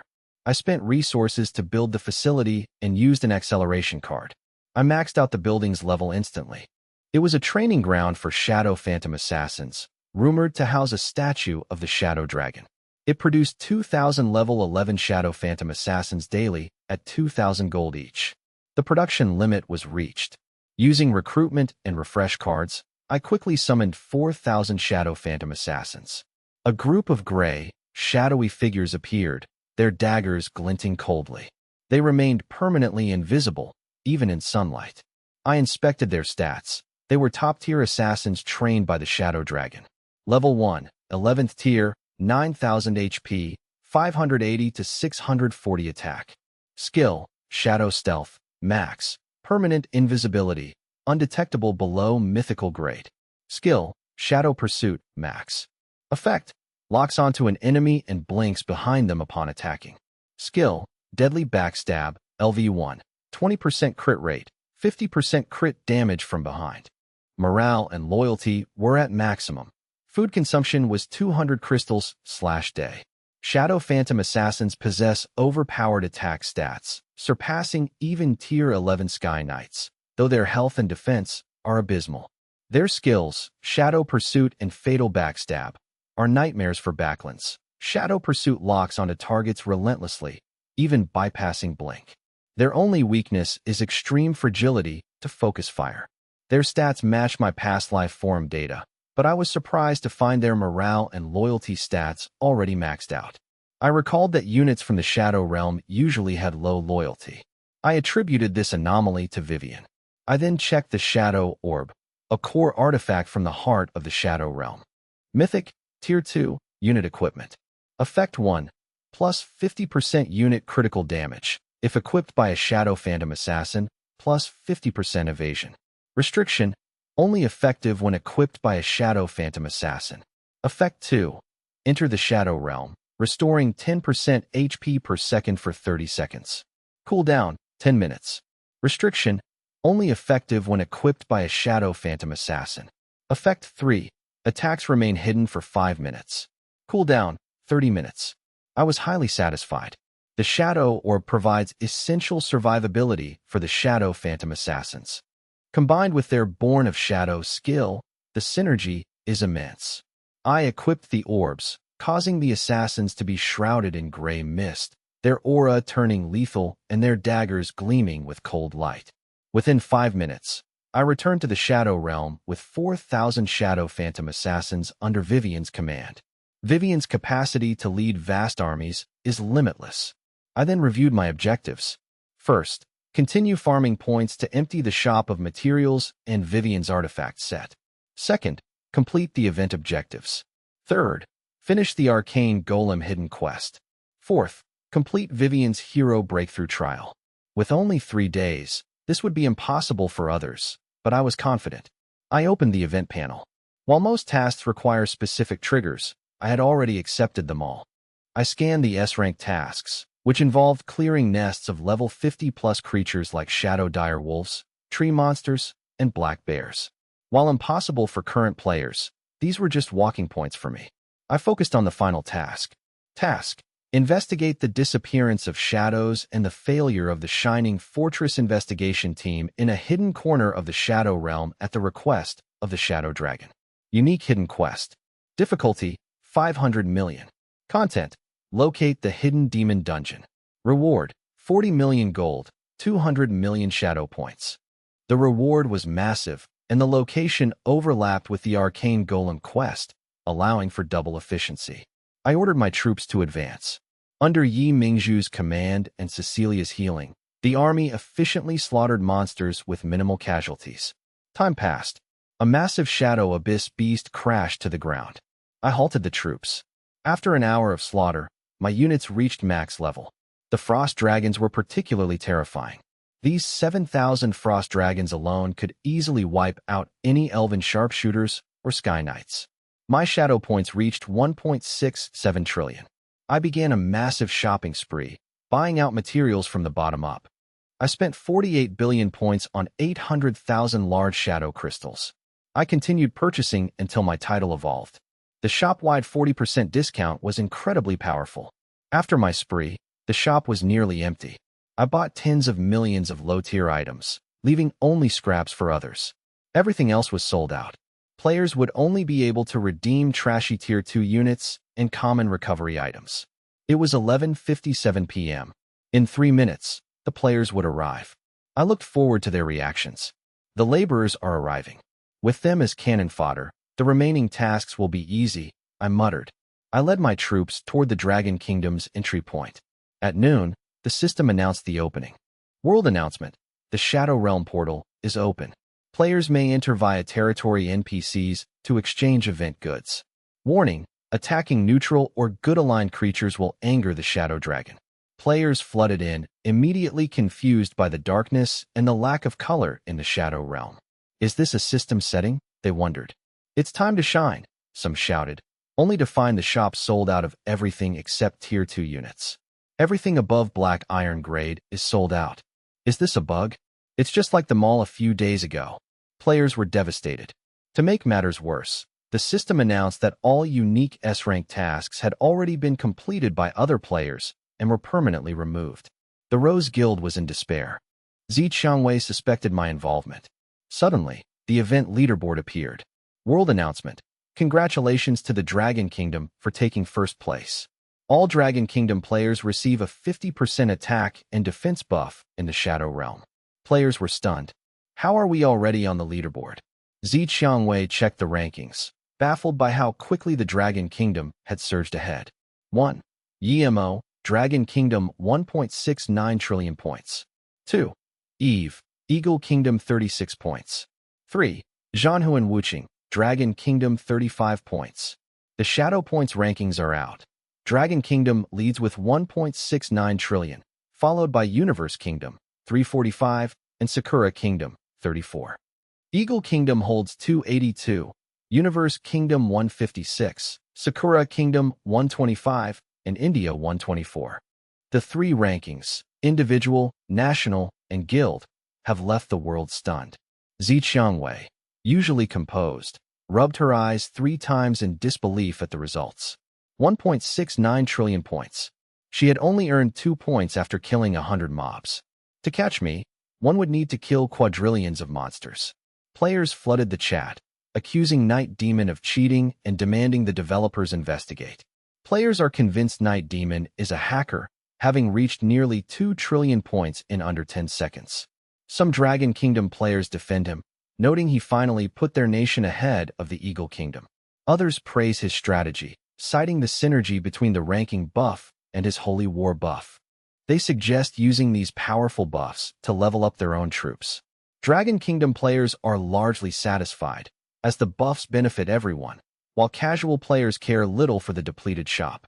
While casuals focus on leveling, major guilds are furious. Large guilds, usually the primary beneficiaries of events, find themselves empty-handed.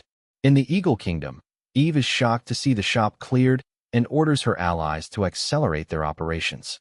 A furious Sakura Kingdom player vows to go all out, pledging full support to their Eagle Kingdom daddy.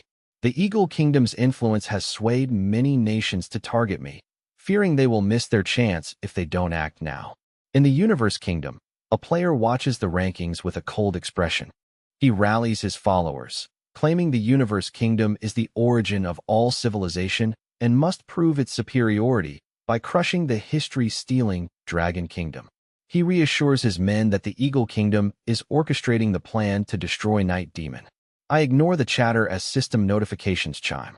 The Dragon Kingdom earns the top spot, granting all its players a 50% attack and defense buff in the Shadow Realm.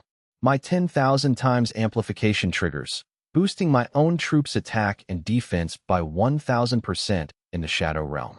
My individual ranking triggers another 1,000% boost to attack and defense. A large-scale Shadow Realm mission is issued, leaving me stunned by the magnitude of the buffs. While the rankings provide a standard 50% buff, the system limits the amplification to 1,000% per category. The system reached its operational limit, preventing a literal 10,000-fold increase. Regardless, the result is immense. With both rankings stacking, I gain a 20-fold increase in base stats. My troop attributes have skyrocketed. My legendary units can now easily crush Crown Tier units, and my Frost Dragon is effectively invincible. These buffs will make my upcoming hidden tasks trivial. The global mission is revealed. The Shadow Dragon tasks players with purging evil forces from the Shadow Realm. This is a public server-wide quest to eliminate 100 trillion evil creatures, with rewards based on individual contribution. While the total is high, it is manageable when divided among the global player base. Effort directly correlates to the quality of rewards. Nanyan Xiaoshui messages me, asking if I emptied the shop. I confirm it. She asks to buy some legendary units from me. I demand 10 billion crystals per unit.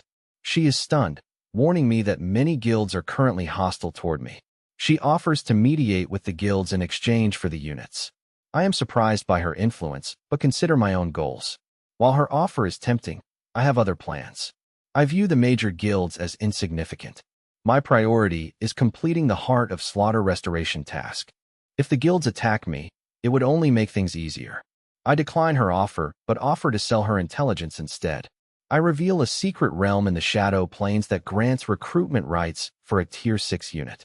I also mention a Northern Swamp secret realm containing high-quality golden tier equipment. I promise her detailed, foolproof guides for both locations. Like the main plane, the Shadow Realm contains various secret realms. Upon hearing me mention Tier 3 units and gold-grade equipment, Nanyan Xiaoshui was stunned. Such things are invincible at this stage. Recalling my legendary beginner guide, she immediately asked for the price. She offered anything, even herself, leaving me speechless. I clarified I wanted her to join my guild in exchange for the information. She agreed, and I sent the coordinates. I smiled, knowing I had hooked a valuable worker. With the Dragon Kingdom too vast to manage alone, I needed subordinates, and she was perfect for the role. Trading 2 useless secret realms for a high-influence worker was a massive profit. I then posted a public announcement. I directed everyone to gather at the Shadow Plains, 12,500, 65472, to raid monster nests, sharing a map for those who wanted to join. Players were ecstatic, praising my strength and questioning if I was cheating. They defended me, noting that the buffs they currently enjoyed were all provided by me. As I arrived at the coordinates, I found a massive crowd. Thanks to my guides, many players had already unlocked Tier 2 or Tier 3 unit recruitment.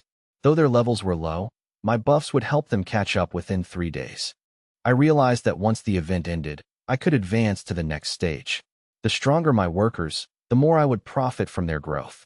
A slender figure on a warhorse approached me. Zichangwei asked if I was the one who redeemed the items from the shop. I noticed her mount was from a secret realm, confirming she had cleared one. I demanded her unit recruitment permission as payment. She reluctantly handed over the Tier 4 permission, feeling the sting of the loss. I carelessly tossed it to Yi Mingzhu, ignoring her frustration. She was livid, feeling I treated her hard-earned work like a disposable gift for another woman. She then asked if I had given secret realm coordinates to Nanyan Xiaoshui. I confirmed, noting their apparent friendship. Zichangwei immediately asked how she could buy them. I hesitated. Since she belonged to a large guild, she wouldn't join mine. I decided to charge her unit recruitment permissions instead. She was annoyed at being made to work for me, yet she was tempted. Since recruitment permissions could be farmed, it was just a matter of extra labor. Feeling she was becoming my permanent employee, she reluctantly agreed.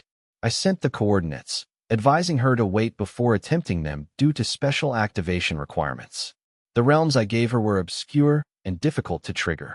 When she asked why she should wait, I claimed I would finish my business in the Shadow Realm today, and she would miss out if she didn't hurry. She doubted my confidence, but I ignored her as the players gathered. A massive crowd of players filled the area, shouting for teams and high-quality recruits. Various groups, including the War Soul Guild, were actively recruiting. The scene was chaotic as players scrambled to organize. I, tired of waiting, opened the Holy War Management interface. I initiated the event. A notification announced the raid on the Winged Shadow nests. Killing the Winged Shadow would grant double contribution points. I activated a buff increasing movement speed by 500%. I added another buff increasing ranged attack range and speed by 100%. Finally, I boosted attack by 200% at the cost of 50% defense. The players felt the God of Light's power as the buffs took effect. They were stunned by the sheer power of the buffs. They praised me and mocked those who hadn't joined the mission. Players boasted they could now fight 3 tiers above their level and charged into battle. The buffs cost me 3,000 contribution points per second. However, I received a 20% cut of all contribution points earned by the players, ensuring a massive net profit.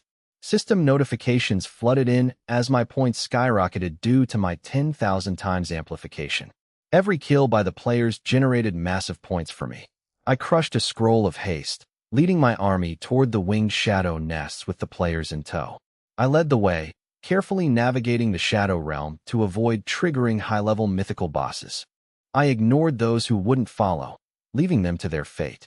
Billions of troops followed me, with more players arriving to hunt winged shadows for double contribution points. Half an hour later, they reached a forest of massive, hundreds of meter-tall shadow trees, where countless bat-like, red-eyed monsters hung from the branches. These were Tier 8 winged shadows, level 20, formidable wild monsters. I ordered an all-out assault, instructing Yi Mingzhu to coordinate the main army to mop up stragglers while avoiding the deep interior. The women complied immediately. My troops served as the primary force, while players focused on overwhelming stragglers through sheer numbers. With my buffs, the players could penetrate the monsters' defenses. I officially appointed Yi Mingzhu as vice commander of the Legion. A system notification announced the appointment, and Yi Mingzhu warned players to avoid reckless charges and stick to the mop-up strategy. The battle commenced. Elf archers rained flaming arrows, while the Sky Knights and Dragon Legion engaged the flying enemies.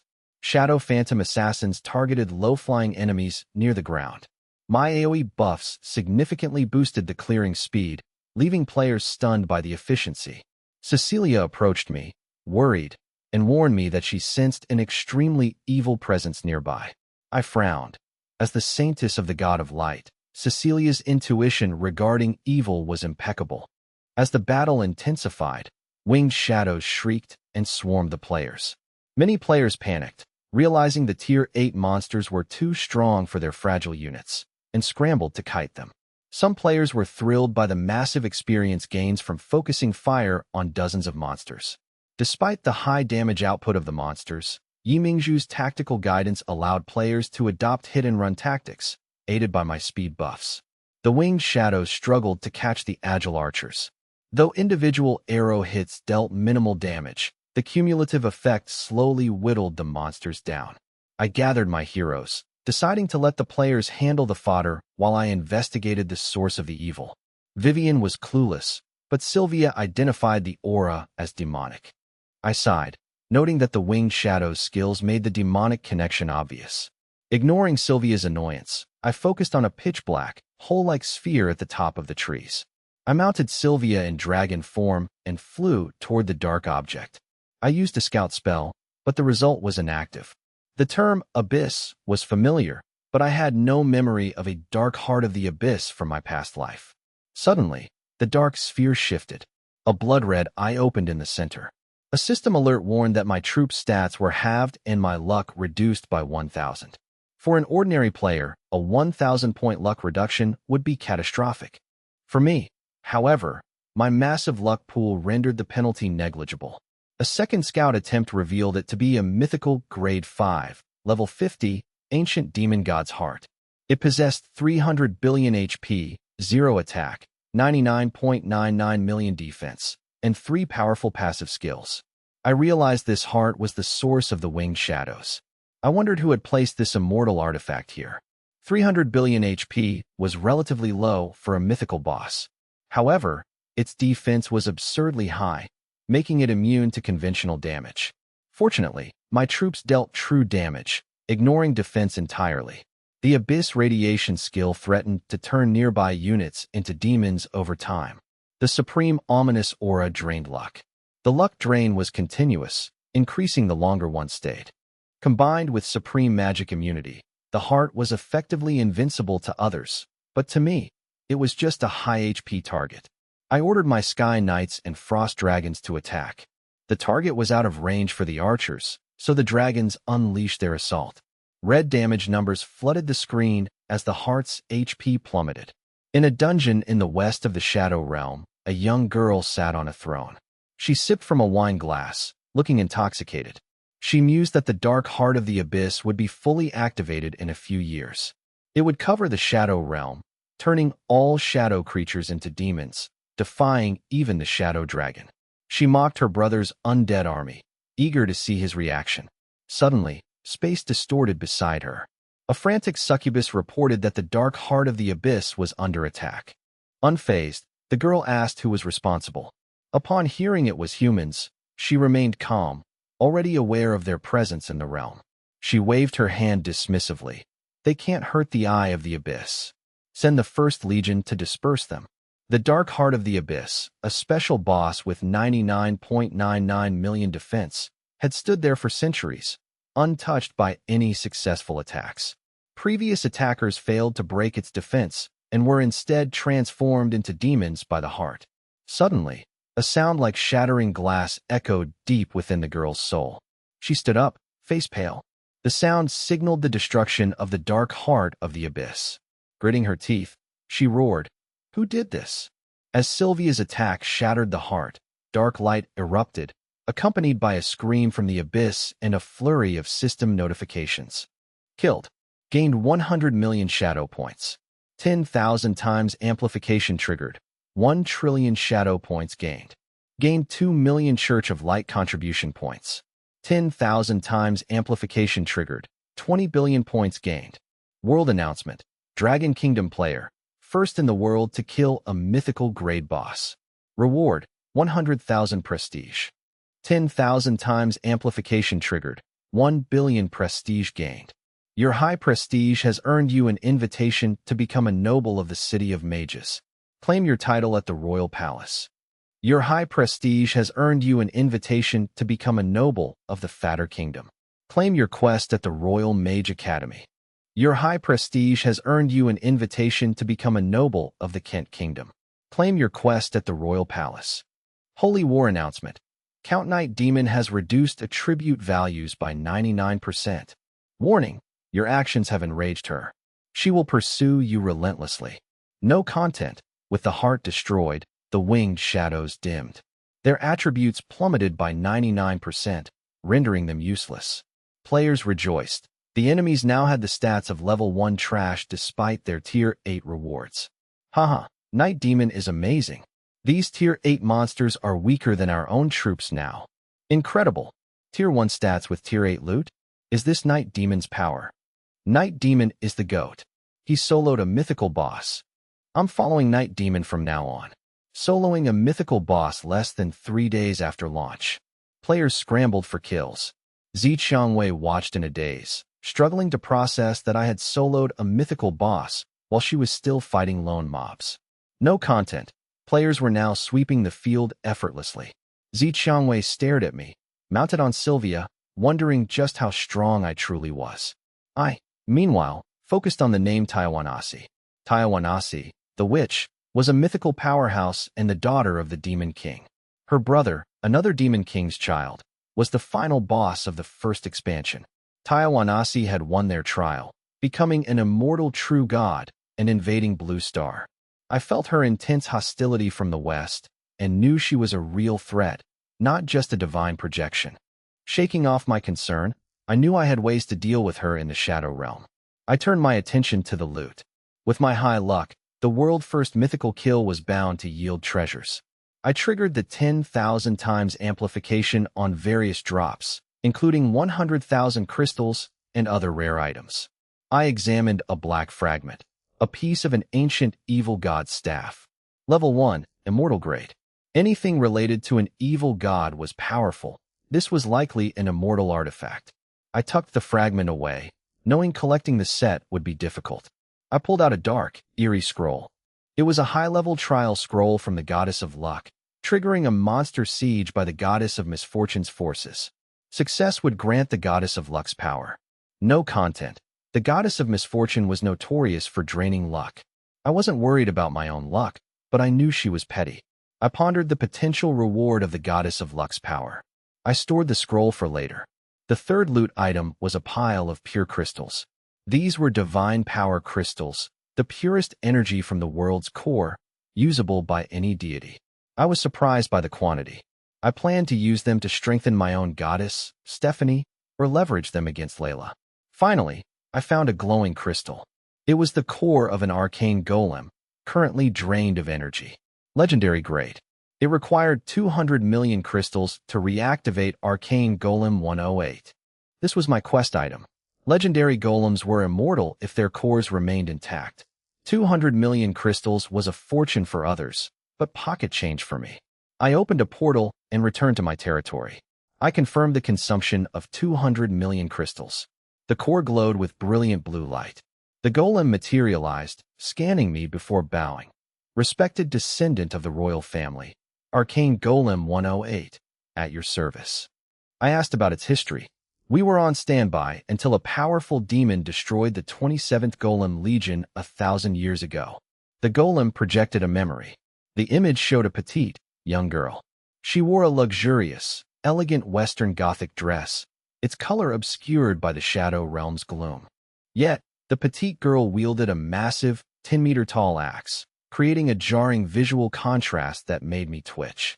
Recognizing her as Taiwanasi, I watched as the figure in the recording suddenly stirred. With a casual swing of her axe, she mowed down rows of arcane golems like stalks of wheat. My mouth twitched again. These were high-level, elite crown-tier arcane empire tanks. Yet, before her, their health bars might as well have been non-existent. I mused, stand by in the territory. Once I gather all 4 of you, we can activate the princess's ruins. The arcane golem nodded and vanished back into the Shadow Realm. I returned to the surface, having gauged Taiwanasi's strength. a genuine, high-tier, mythical grade threat. Since this was a millennium-old recording, her current power was unknown, prompting me to devise a dangerous plan to eliminate the Demon King's daughter. I then pulled out my final trophy, a rare immortal grade gift box. Such boxes were non-existent before my transmigration. I opened it without hesitation. A brilliant, pitch-black pillar of light descended. Ding! You opened the box, triggered 10,000 times amplification, and obtained Sword of Duel. It was an immortal artifact. I pulled out a snow-white longsword radiating intense killing intent. Description: the legendary sword used by the god of duel in the arena ascended to immortal status alongside him. Grade: Immortal Artifact, Tier 6. Type: Hero Equipment. Level: 1. Slot: Special. Effect: Target a player or boss of equal or higher level to initiate a duel. Both sides take 500% increased damage from all units. Winner gains plus 1,000 strength and intelligence. Loser suffers minus 2,000. Cooldown: 7 days. I was stunned by the stats. Despite having only one skill, as a Tier 6 immortal artifact, it was monstrously powerful. The 500% damage vulnerability made duels lethal, but the permanent stat gain was game-breaking, as most players would never reach 1,000 points in their lifetime. With this, I could gain 1,000 strength and intelligence weekly. This growth rate surpassed even immortal true gods. Thrilled, I eagerly sought a target, viewing this loot as a massive profit. I was also one epic tier boss kill away from completing my class trial. Meanwhile, the player's crusade against the Winged Shadows neared its end. With the Eye of the Abyss dead, the Winged Shadows' stats plummeted by 99%, turning them into easy experience fodder. 10 minutes later, Yi Mingzhu approached. Master, 95% of the Winged Shadows have been cleared. I noted her new title for me with mild surprise, but remained silent, acknowledging her total submission. I checked the map, moved to the next target. The players have grown stronger, so we'll take a direct route. West of the Shadow Realm, in a dark dungeon, demons trembled in fear. A succubus stammered, "Demon King, the humans are heading north toward the Plain Bandit camp." Taiwanasi sneered. She had spent a millennium assembling the dark heart of the abyss, using ancient god power, divine essence, and a rare container. A legendary arcane golem she had painstakingly acquired. That Yi Fan had shattered it so easily filled her with uncontrollable rage. Yet, she smirked. Guessing my next move, she ordered, "Activate all dungeon defenses. Full power on all traps. All units to defensive positions." As her subordinates scrambled, Taiwanasi swirled her wine, anticipating the human's demise. An hour later, my army arrived at a canyon. Deep within lay a fortress with gray walls and high-tech defensive towers. "The Plain Bandit territory," I muttered, casting a scout spell. Description: a bandit group from another plane with unknown technology and weaponry. Enemies: over 5.6 million worker bee warriors, 6.5 million lizard man slaves, 3.3 million low-level bandits, and 4.8 million mid-level bandits. The enemy count exceeded 1 billion, spanning 3 pages of diverse species. I narrowed my eyes at the massive scale of the camp. Description: diamond-grade walls from another plane. Level 80. Durability: 200 billion. Skill: players were shocked by the 200 billion durability, comparing it to their own fragile wooden walls.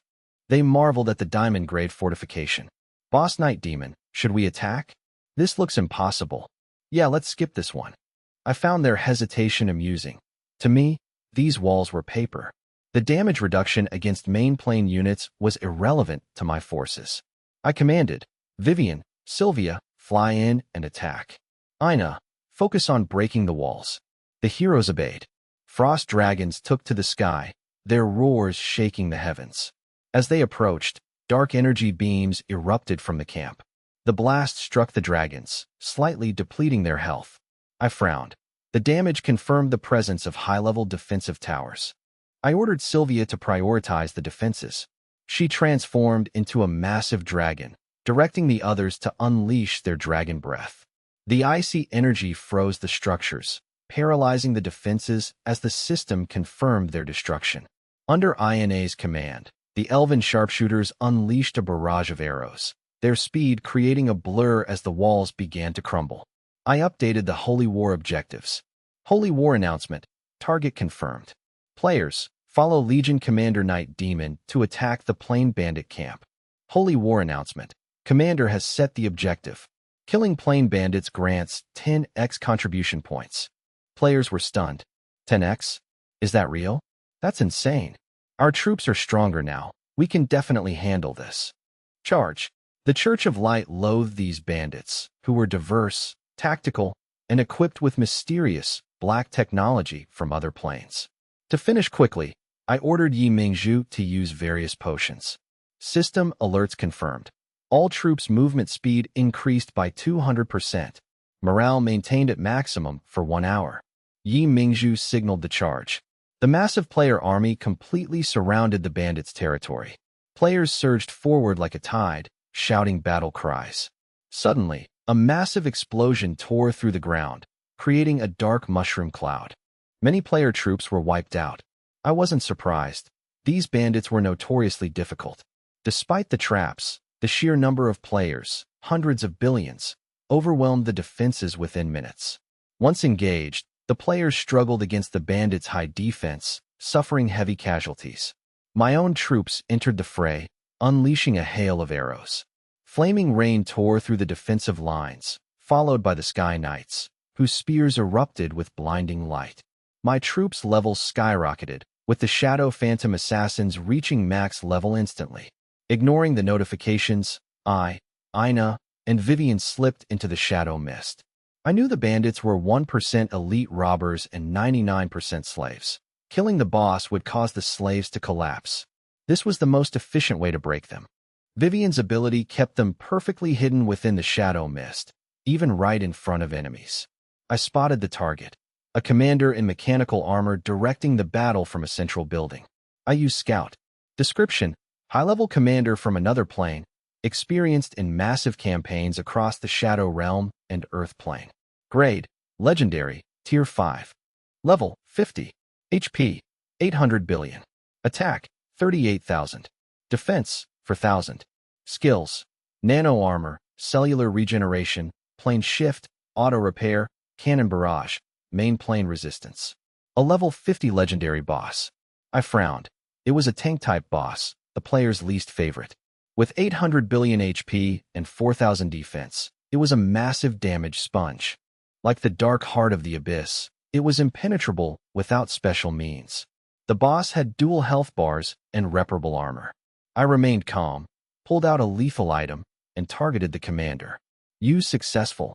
You have entered a duel state. Both sides take 500% damage from each other's troops until one dies. Empty, my stealth broke as the duel initiated. Ino waved her hand, darkening the sky and summoning a moon. With all buffs active, the assault began. The boss was shocked to find intruders suddenly appearing beside him. Before the boss could react, his HP plummeted as if his arteries had been severed.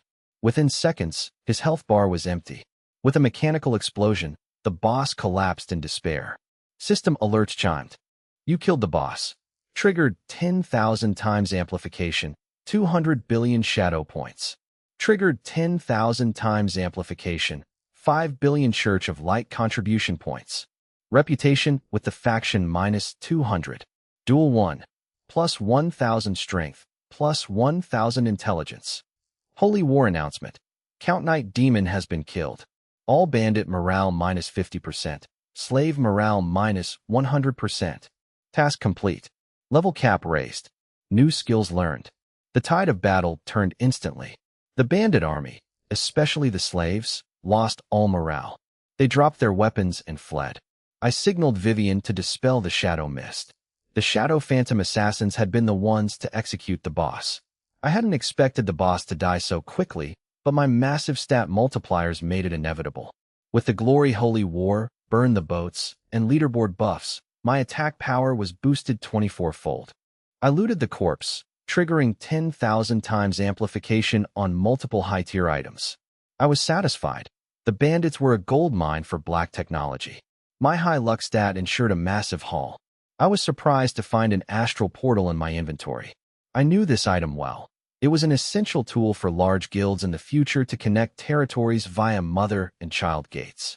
Many NPC empires possess astral portals. With proper authorization, one can travel directly to their capital cities. This mythical-grade portal was something I had never encountered in my previous life. Without hesitation, I deployed it. The ground trembled as the portal emitted a blinding radiance. I cast a scout spell on it. Description: a high-level portal crafted by the mechanical race. Stable structure, defensive, capable of mass teleportation. Level 1, grade, mythical. Type, Mother Gate. HP, 100 billion. Daily limit, 100 trillion. Subgate capacity, 50,000.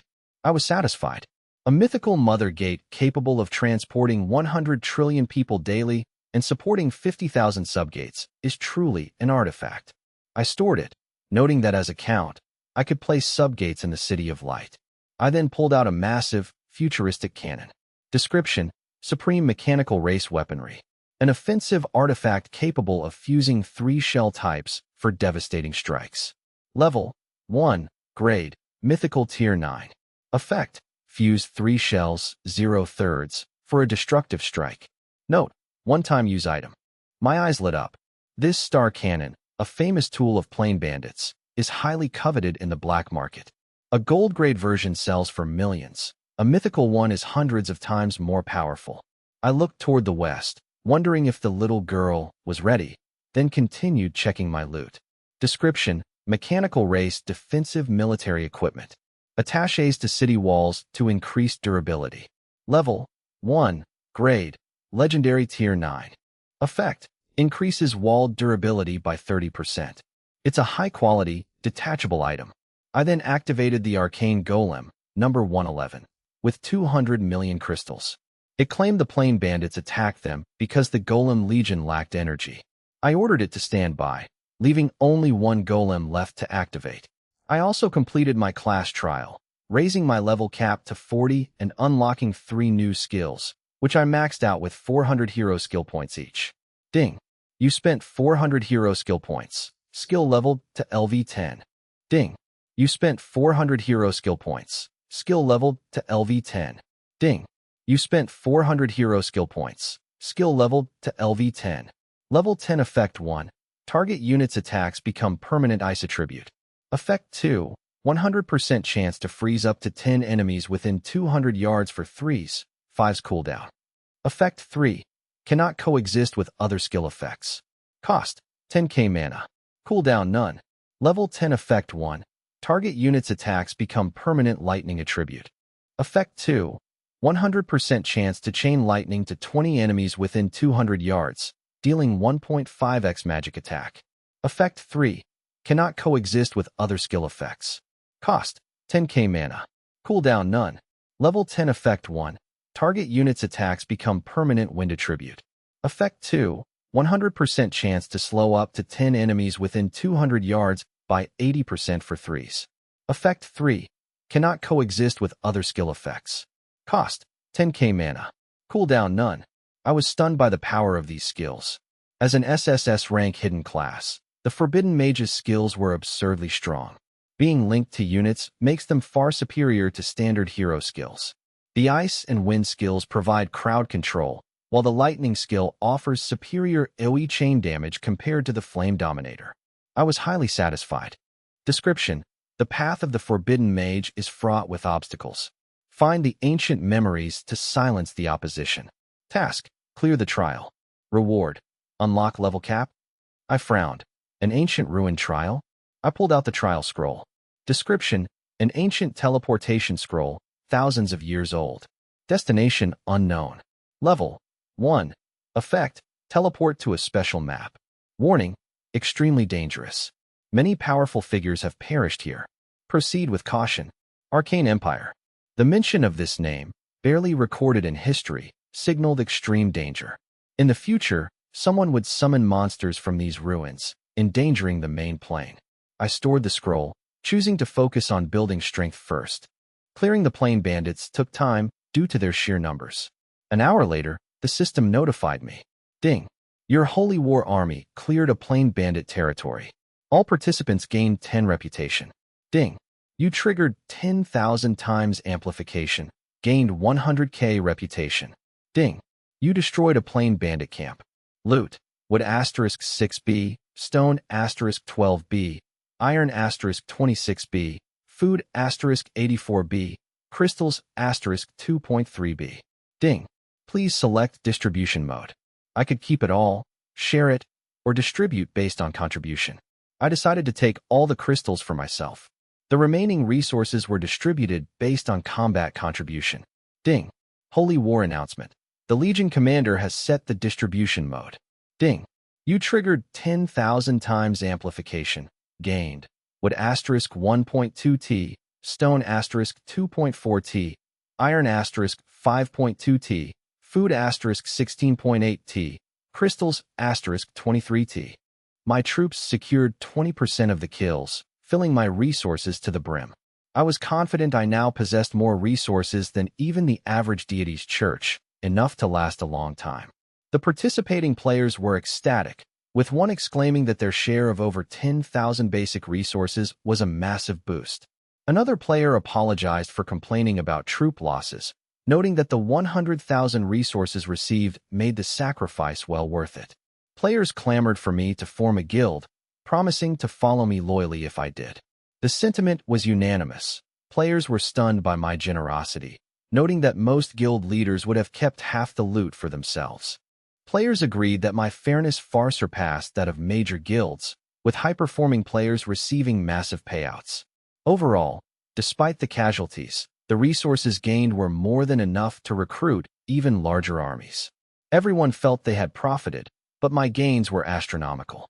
Beyond basic resources, I earned 324 billion contribution points and nearly a trillion activity points, bringing my total to 2.66 trillion, just shy of the amount needed for Vivian's gear set. Seeing it was late, I issued an announcement. Holy War announcement. We stop here for today. We will resume conquering other areas tomorrow after everyone replenishes their troops. The players cheered, eager to spend their new resources. I had a strategic reason for the halt. While night favored me, my players had lost half their forces. Waiting until tomorrow would allow everyone to multiply their military strength, ensuring a safer campaign. I opened the map, not yet ready to rest. I decided to spend the remaining time grinding shadow points to complete Vivian's set. I marked 2 locations, instructing Vivian and Ina to clear the first. I would take Sylvia and Cecilia to the second, while Yi Mingzhu led her troops to level up.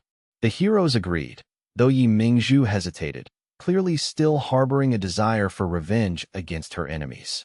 With 10 million troops under her command, her urge to settle old scores was nearly uncontrollable.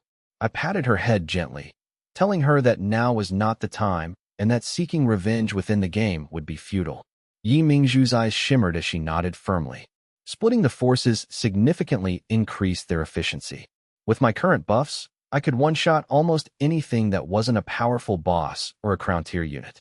An hour later, my activity points hit 3.03 trillion. I reunited with Vivian and Ina and checked the rankings. My Night Demon faction led the shadow points with 3.03 trillion, followed by Zi Qiangwei, 230,000, and Super Hammer, 200,000. Eve, Eagle Kingdom, held fourth with 130,000, and Tian D'Isei fifth with 120,000. Nationally, the Dragon Kingdom dominated with 3.08 trillion points, followed by the Eagle Kingdom, 1.56 million, Universe Kingdom, 1.2 million, and Sakura Kingdom, 860,000. The Dragon Kingdom's lead was insurmountable. I held the top individual spot, with 4 other Dragon Kingdom players in the top 5, save for Eve. I noted Zi Qiangwei's quiet rise to second and frowned at Tian D'Isei's presence in the top 5. Tian D'Isei belonged to the evil faction and lacked my Holy War buffs, yet still managed to rank highly. Still, he was insignificant compared to me. I opened the shop and spent my 3 trillion points on Vivian's 5-piece gear set. I was stunned by the attributes. The set provided massive stat boosts, including 11,000 strength, which translated to over 20,000 attack power. With additional multipliers, Vivian's damage output reached terrifying levels. She could now one-shot max-level crown tier tanks. The gear provided comprehensive buffs to defense, mobility, and sustain, turning all her attacks into AoE damage. She had become a Pentagon warrior, capable of soloing entire armies, and the gear was infinite growth. Currently, at Mythical Tier 1, the gear would scale alongside Vivian's own growth. I had never seen such equipment, and the set bonuses were explosive. I focused on the final set skill, but its description and effects were entirely obscured by question marks. Deciding not to risk it without a crisis, I handed the gear to Vivian, who thanked me with a sweet smile and equipped it immediately. Her original black armor vanished, replaced by a light gray battle suit. The suit was form-fitting, perfectly accentuating her slender figure. It was crafted from a blend of metal and flexible leather, featuring intricate, exquisite patterns around her waist. Sylvia gasped in awe at the sight of the mythical grade set. Even Cecilia was impressed, remarking on how beautiful Vivian looked. Ina, however, looked on with a flash of envy. Vivian remained calm, informing me that they had discovered a totem of the Dark Goddess in the Shadow Bear nest. The mention of the Dark Goddess shocked everyone. She was a terrifying entity, far more powerful than the Goddess of Poison or the Goddess of Misfortune. As the leader of the evil faction and the longtime rival of the God of Light, her subordinates were vastly superior to Stephanie or Layla. I frowned. Cecilia, looking serious, urged me to investigate. As a saintess, the Dark Goddess was her sworn enemy. I twitched, wondering if she wanted them to commit suicide. I pointed at my troops and refused, insisting they wait until tomorrow. Cecilia blinked, looking at the troops. They looked vibrant and murderous, showing no signs of fatigue. She rolled her eyes at me and pouted. Fine. I opened a portal, returning my troops to the territory. 2 arcane golems stood guard like sentinels. I built a villa for Cecilia, then ordered everyone to forage. After a quick meal, I returned to my quarters and mentally contacted my goddesses. Stephanie, Layla, what do you think? I briefed them on the situation. Stephanie advised against returning to the Shadow Realm, while Layla retorted with cold indifference. Note: data from the previous chapter was corrected. Vivian's gear stats are in the supplementary section. Their lackluster responses were expected. Stephanie belonged to the good faction, but would be crushed by the Dark Goddess in seconds. The Goddess of Phantoms was strictly neutral, caring only for her own interests. She and I were strangers. I rolled my eyes and said, Stephanie, I may need your power tomorrow. No problem, she replied instantly, willing to fulfill any request for me. Layla yawned. Don't bother me. And who gave you permission to use my true name, human? I whispered. Layla, I have many small, non-elemental divine power crystals. Layla's cold, dignified tone vanished, replaced by an excited gasp. Non-elemental divine power crystals were the most precious currency among deities. They provided instant, direct replenishment of divine power without the need for digestion. She cleared her throat. I can help, but even together, we aren't a match for that old hag. I don't need you to fight the Dark Goddess, I clarified. I need you to deal with Taiwanasi. Layla's interest piqued. The Demon King's daughter? You know her. I wondered about the history between the two.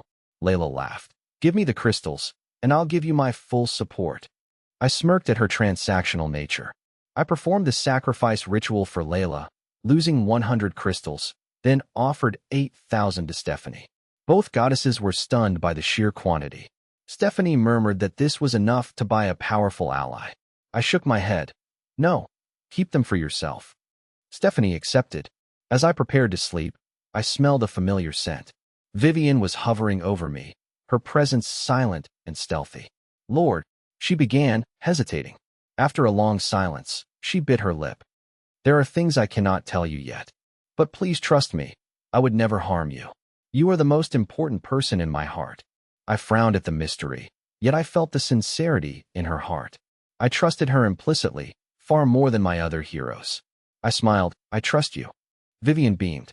The next morning, I woke up with a sore back. I noticed the room was filled with gray mist. It was Vivian's shadow mist. She lay beside me, watching me. When asked why she used the skill, she blushed and muttered. They were peeking. I knew she meant the goddesses. At breakfast, the atmosphere was tense. Ina looked away, Sylvia smirked, and Cecilia looked confused. Cecilia finally asked, "What is going on?" I replied, "Perhaps they are worried about the dark goddess." Cecilia insisted the god of light would intervene. I agreed. As a saintess, she was my final trump card.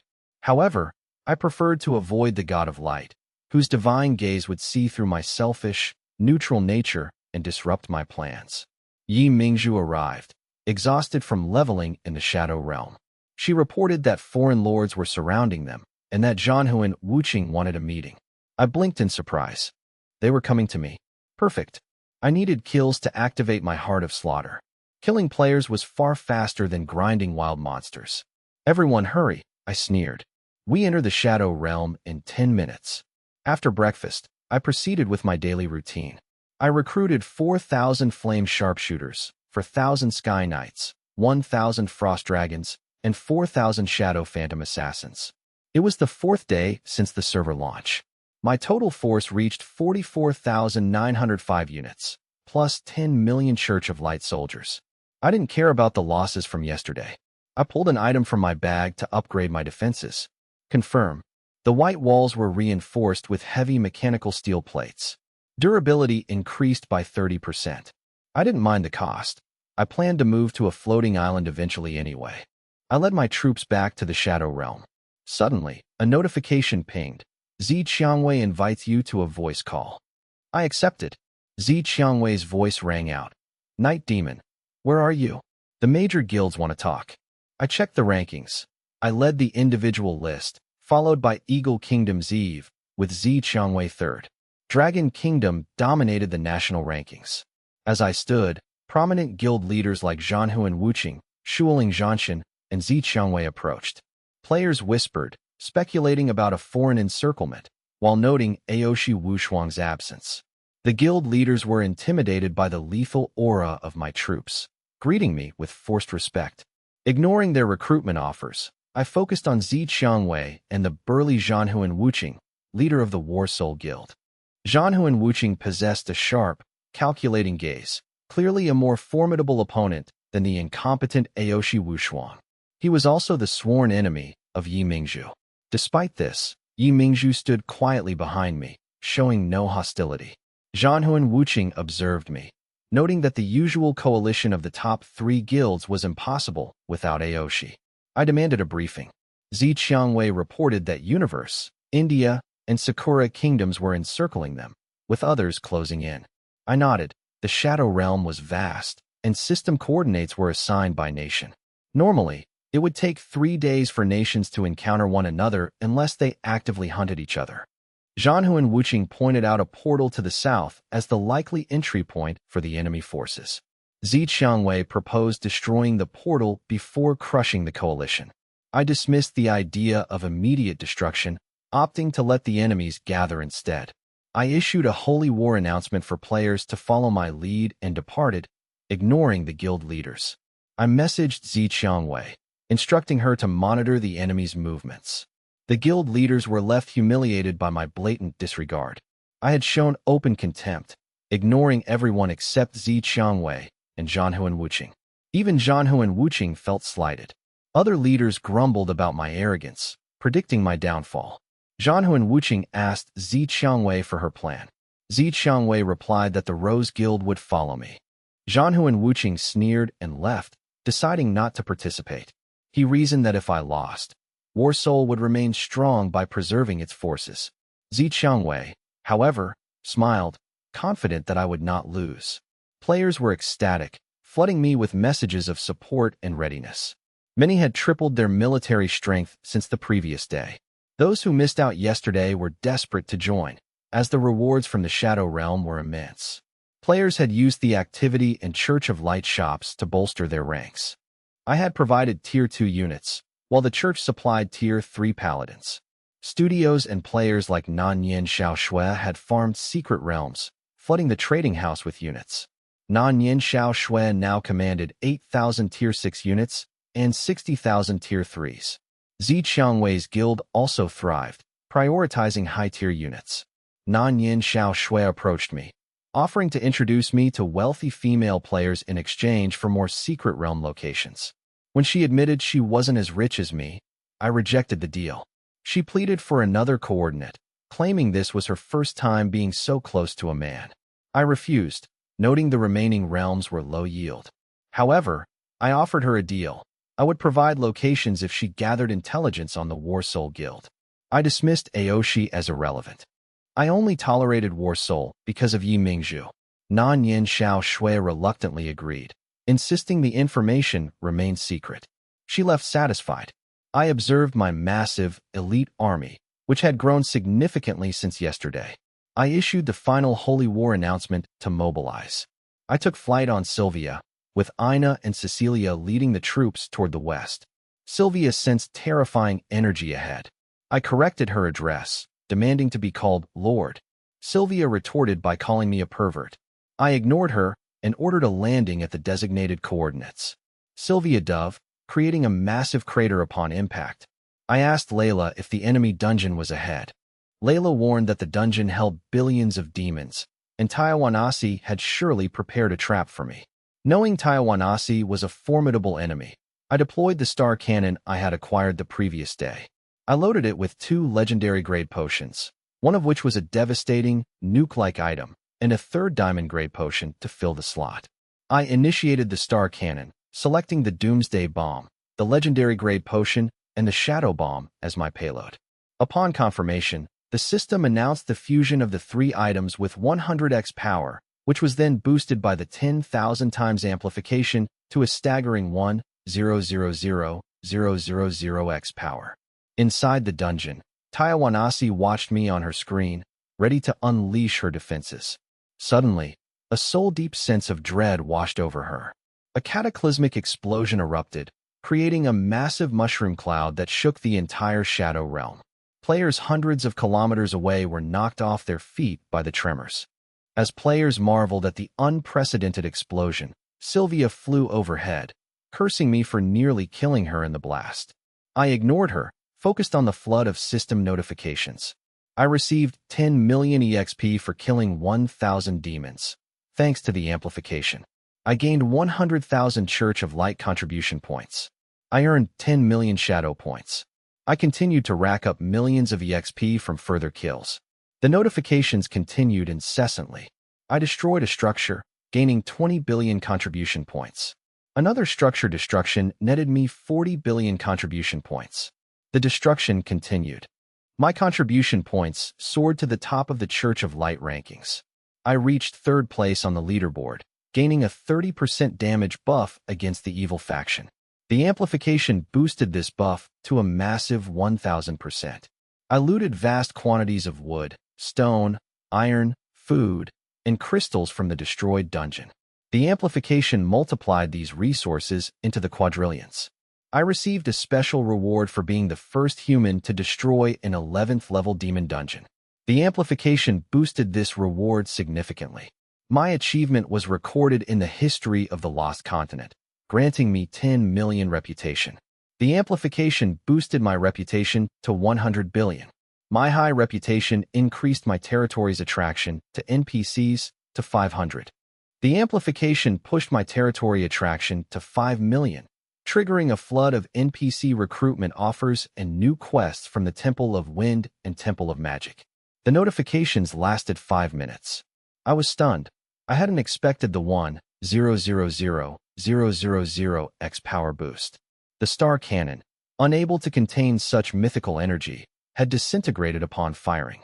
I had narrowly escaped the blast.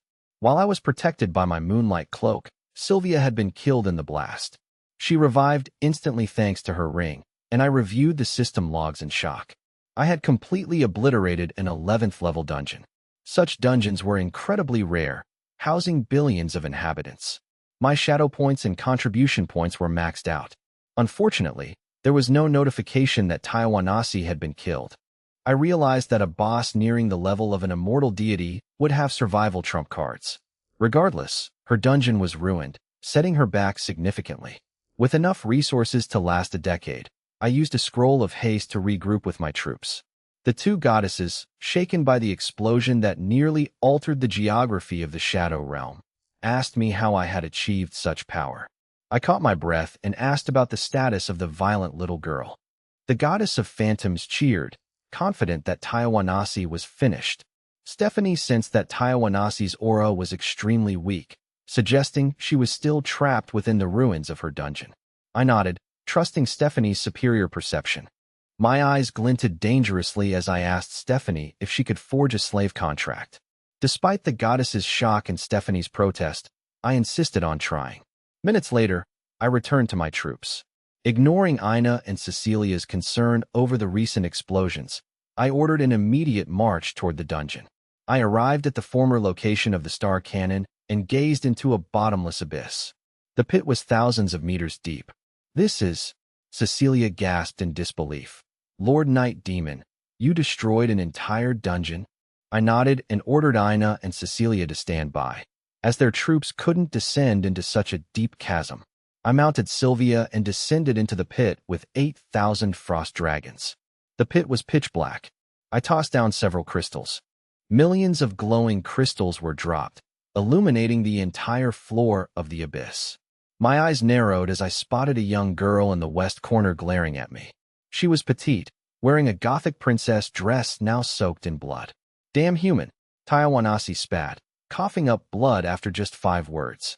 I used a scout spell. Tayawanasi, a direct descendant of the vampire royal family and one of the 12 matriarchs, chosen by an ancient demon king to compete in the War of the Demon King's heirs. Level 120, Mythical Grade 9. Her health was critical, 12.5 million out of 1.5 trillion. Her skills included Tactical Sweep, Whirlwind, Blood Splatter, and Vampire Siphon. She was in a near-death state, her health too low to even defeat an epic boss. I shook my head at her doll-like face, remarking, "I thought you were a demon." Tayawanasi sneered. "You will regret this, human." I laughed. "Do you think you can escape?" A pale gray mist surged from my body. Tayawanasi panicked. Despite her wounds, she still had escape methods. But she was too slow, and the gray mist enveloped her. "This is..." Shadow Dragon. "No, too weak. Goddess of Phantoms." As Tayawanasi shrieked, Layla easily immobilized her. I approached, teasing, "Don't look at me like that, little girl. Want some candy?" Tayawanasi cursed him with a string of muffled, incoherent sounds. I ignored her, offering, "Submit to me, Tayawanasi. I'll give you a better life." Silence followed. Even Sylvia looked at me as if I were insane. Tayawanasi's eyes filled with disdain. She would rather die than submit. I expected this. I sighed, a pity. "You'll die here. I bet your brother would be happy about that, right?" Tayawanasi shuddered. Her brother was her weakness. I continued, "I'll make sure to deliver your corpse to your brother. Do you think he'll be laughing when he sees you, even as a death knight?" "I think he will. He'll be thrilled, don't you think?"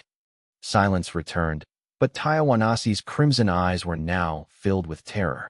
"Submit, and you can remain a dungeon lord. I will help you defeat the other heirs and ascend to godhood. You can still become the Demon King after winning the trial," I added. "Blink if you agree." After 5 minutes of internal struggle, Tayawanasi finally blinked. I smirked. "Success, an immortal grade slave. Though currently mythical," I commanded. "Stephanie, do it." "Understood."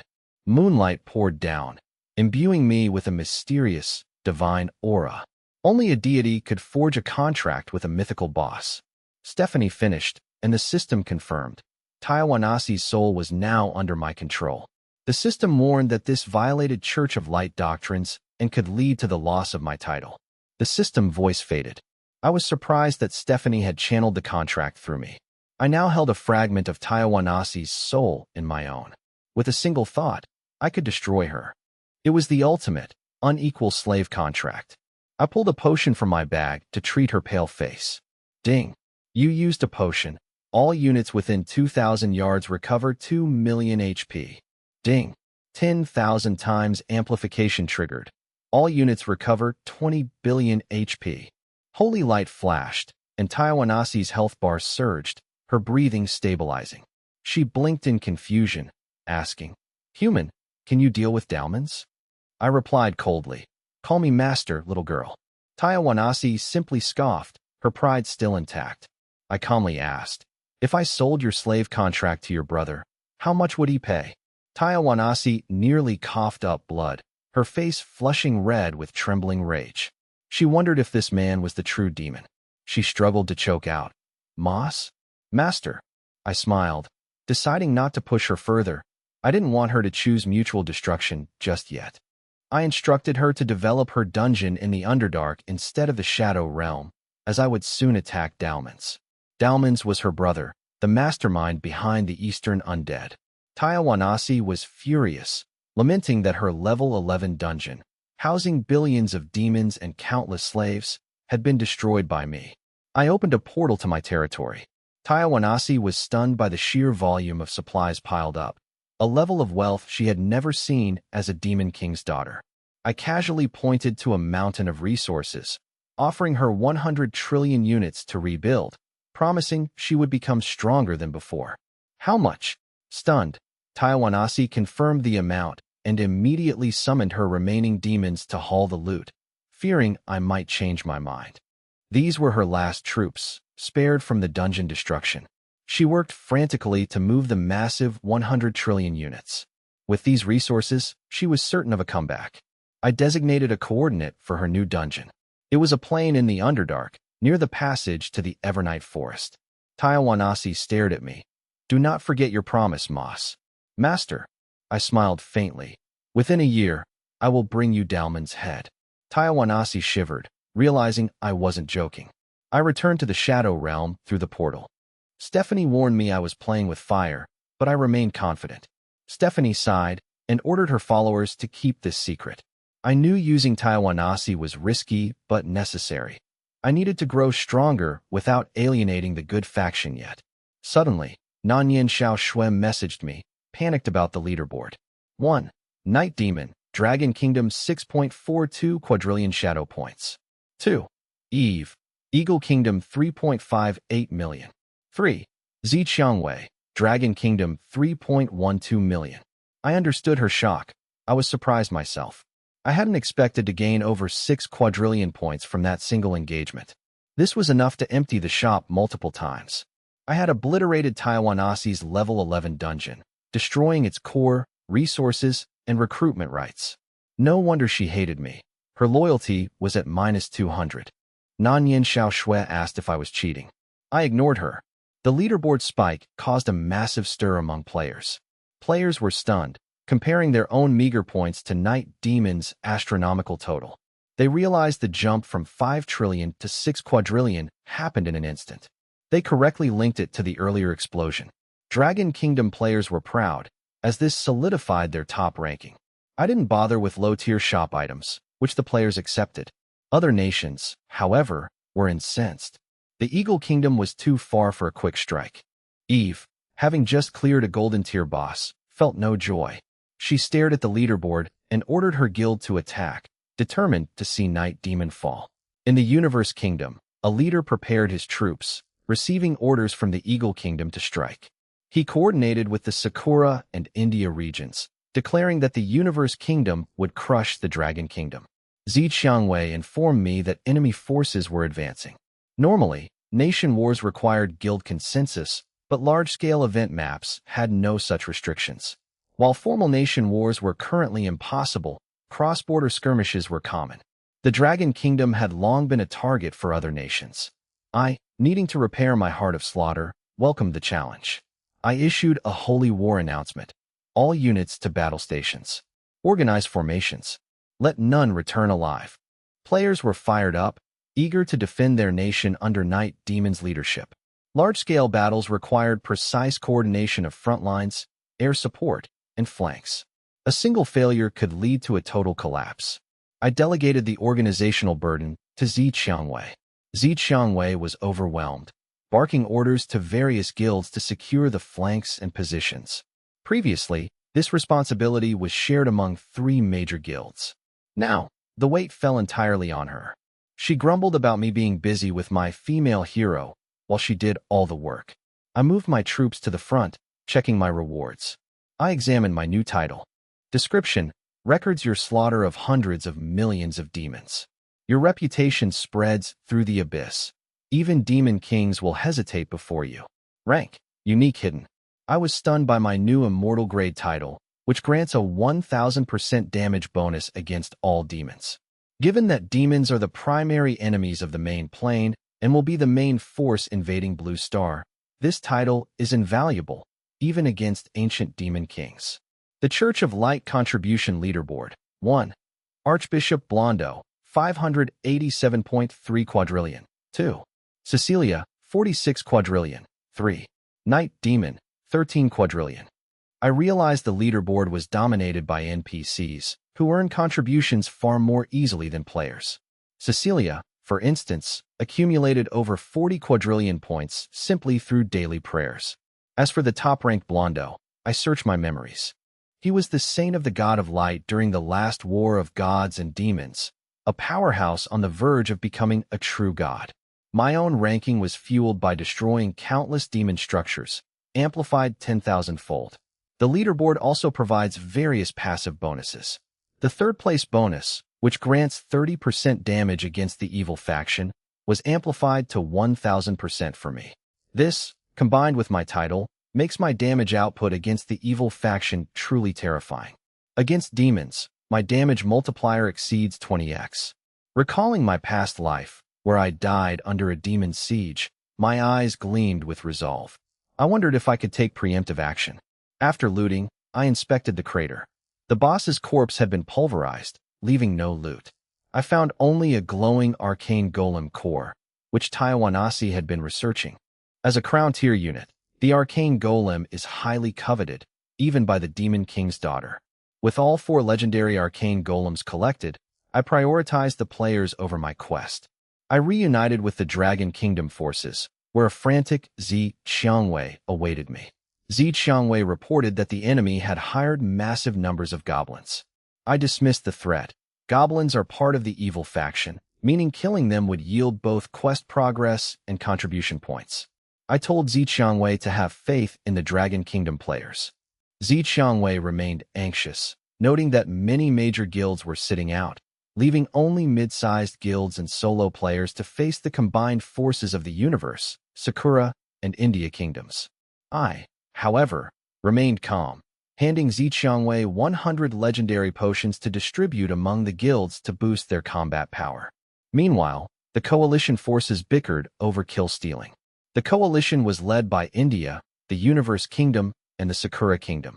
Apollo, Universe Origin, and 5 kilometers per second led their respective nations. Universe Origin was a self-made tycoon who now dominated the Universe Kingdom. 5 kilometers per second was the heir to the Sakura Kingdom's Zongren clan. Despite their mutual distrust, they shared a single goal, destroying Night Demon. Universe Origin boasted about his goblin army. 5 kilometers per second claimed to have a foolproof plan to ruin Night Demon. Reports flooded in. The Universe Kingdom was 500 kilometers away. The Sakura Kingdom's high-mobility cavalry was 300 kilometers away, already engaged by the Zhongheng Guild. Zi Xiangwei struggled to manage the incoming intelligence. She asked me for a strategy as contact neared. I yawned, asking for their formation. Zi Xiangwei described their Tier 2 and Tier 3 units. Bored by such low-tier troops, I ordered a full-force charge in 5 minutes. Zi Xiangwei hesitated, fearing a disorganized charge would be suicide. I promised that if she trusted me, the Rose Guild would grow significantly after this battle. Zi Xiangwei agreed. I messaged Yi Mingzhu to initiate the plan. In the Shadow Realm, Yi Mingzhu and Vivian waited near a massive, rotating portal. Receiving the signal, Yi Mingzhu ordered the attack. Vivian signaled the charge. The Sky Knights charged, their mechanical steeds thundering across the ground. They slammed into the portal, shattering it instantly. Chaos erupted among the coalition players as they scrambled to react. The destruction of the portal echoed across the battlefield, leaving the coalition in shock. Countless players turned toward the south, wondering what had happened. Meanwhile, the Sky Knights were already surrounded by the coalition forces.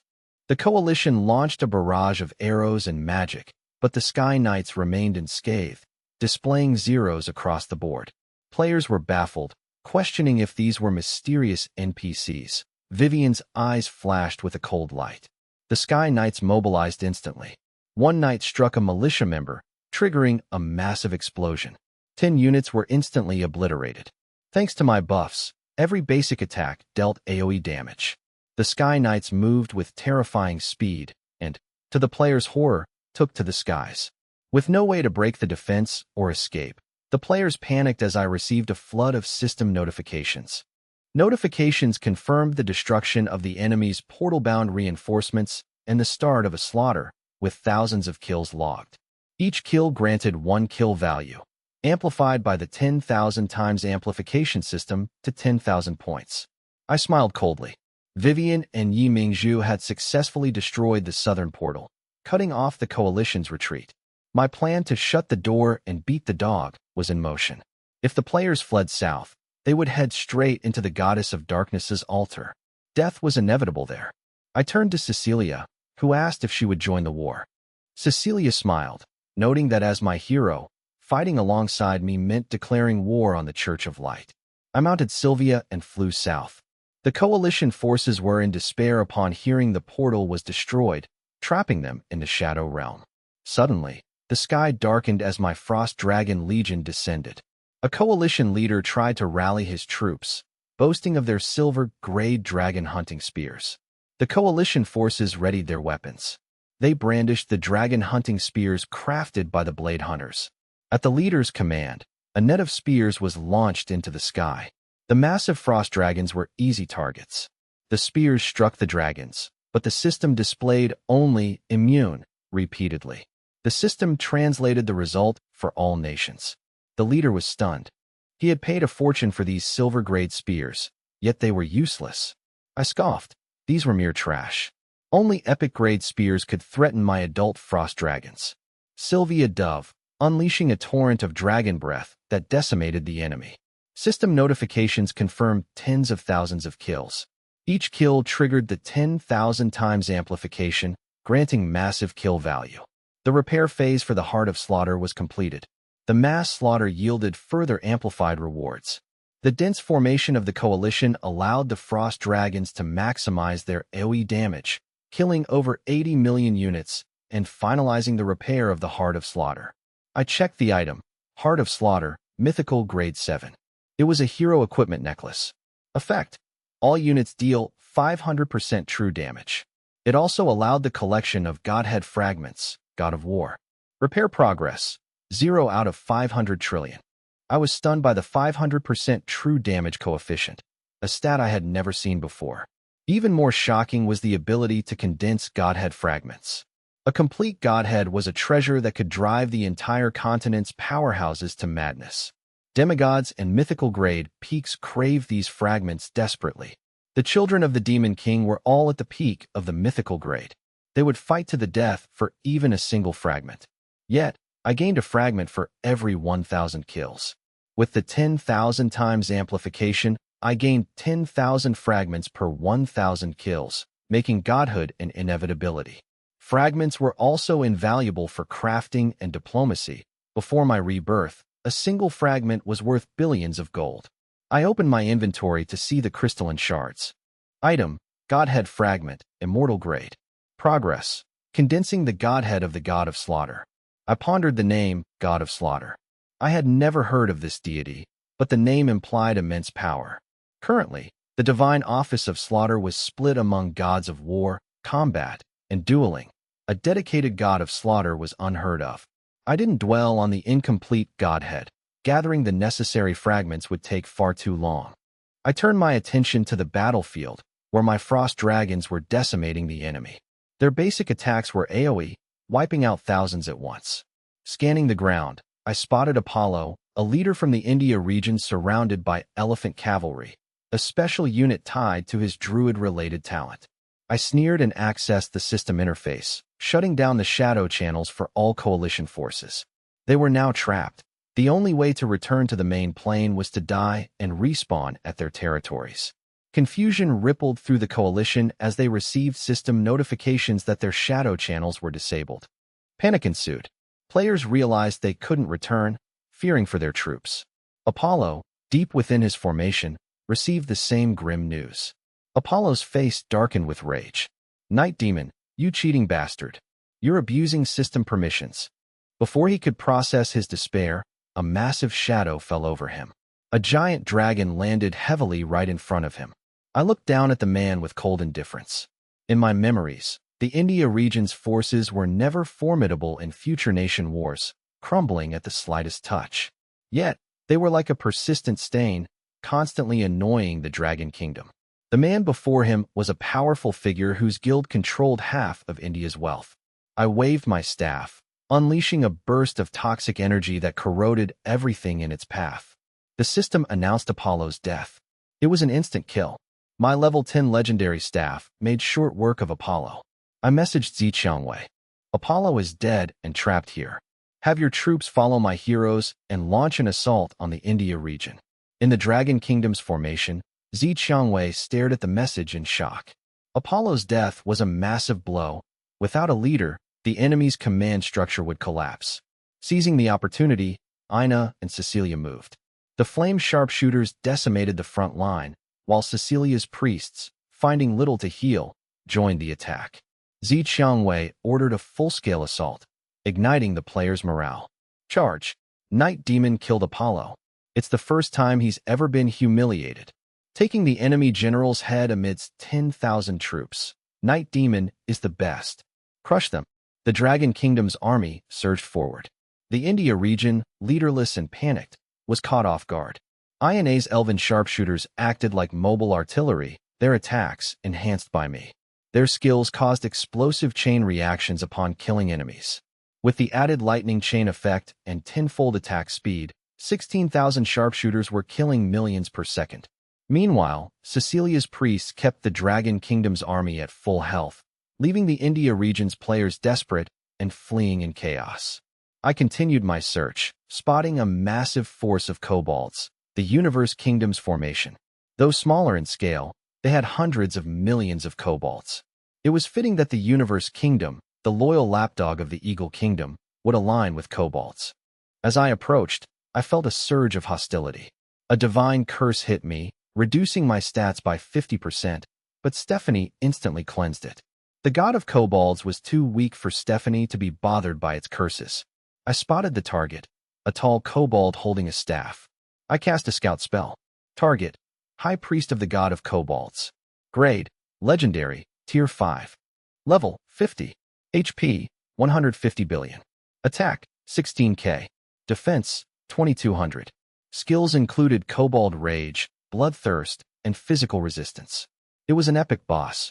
I sighed. Without my Shadow Phantom Assassin, I'd have to use my Frost Dragons. Suddenly, a player appeared in front of the Universe Kingdom's line, clad in ornate armor. His ID was Park. Park looked at me smugly. Night Demon. Do you see the power of the great god of kobolds?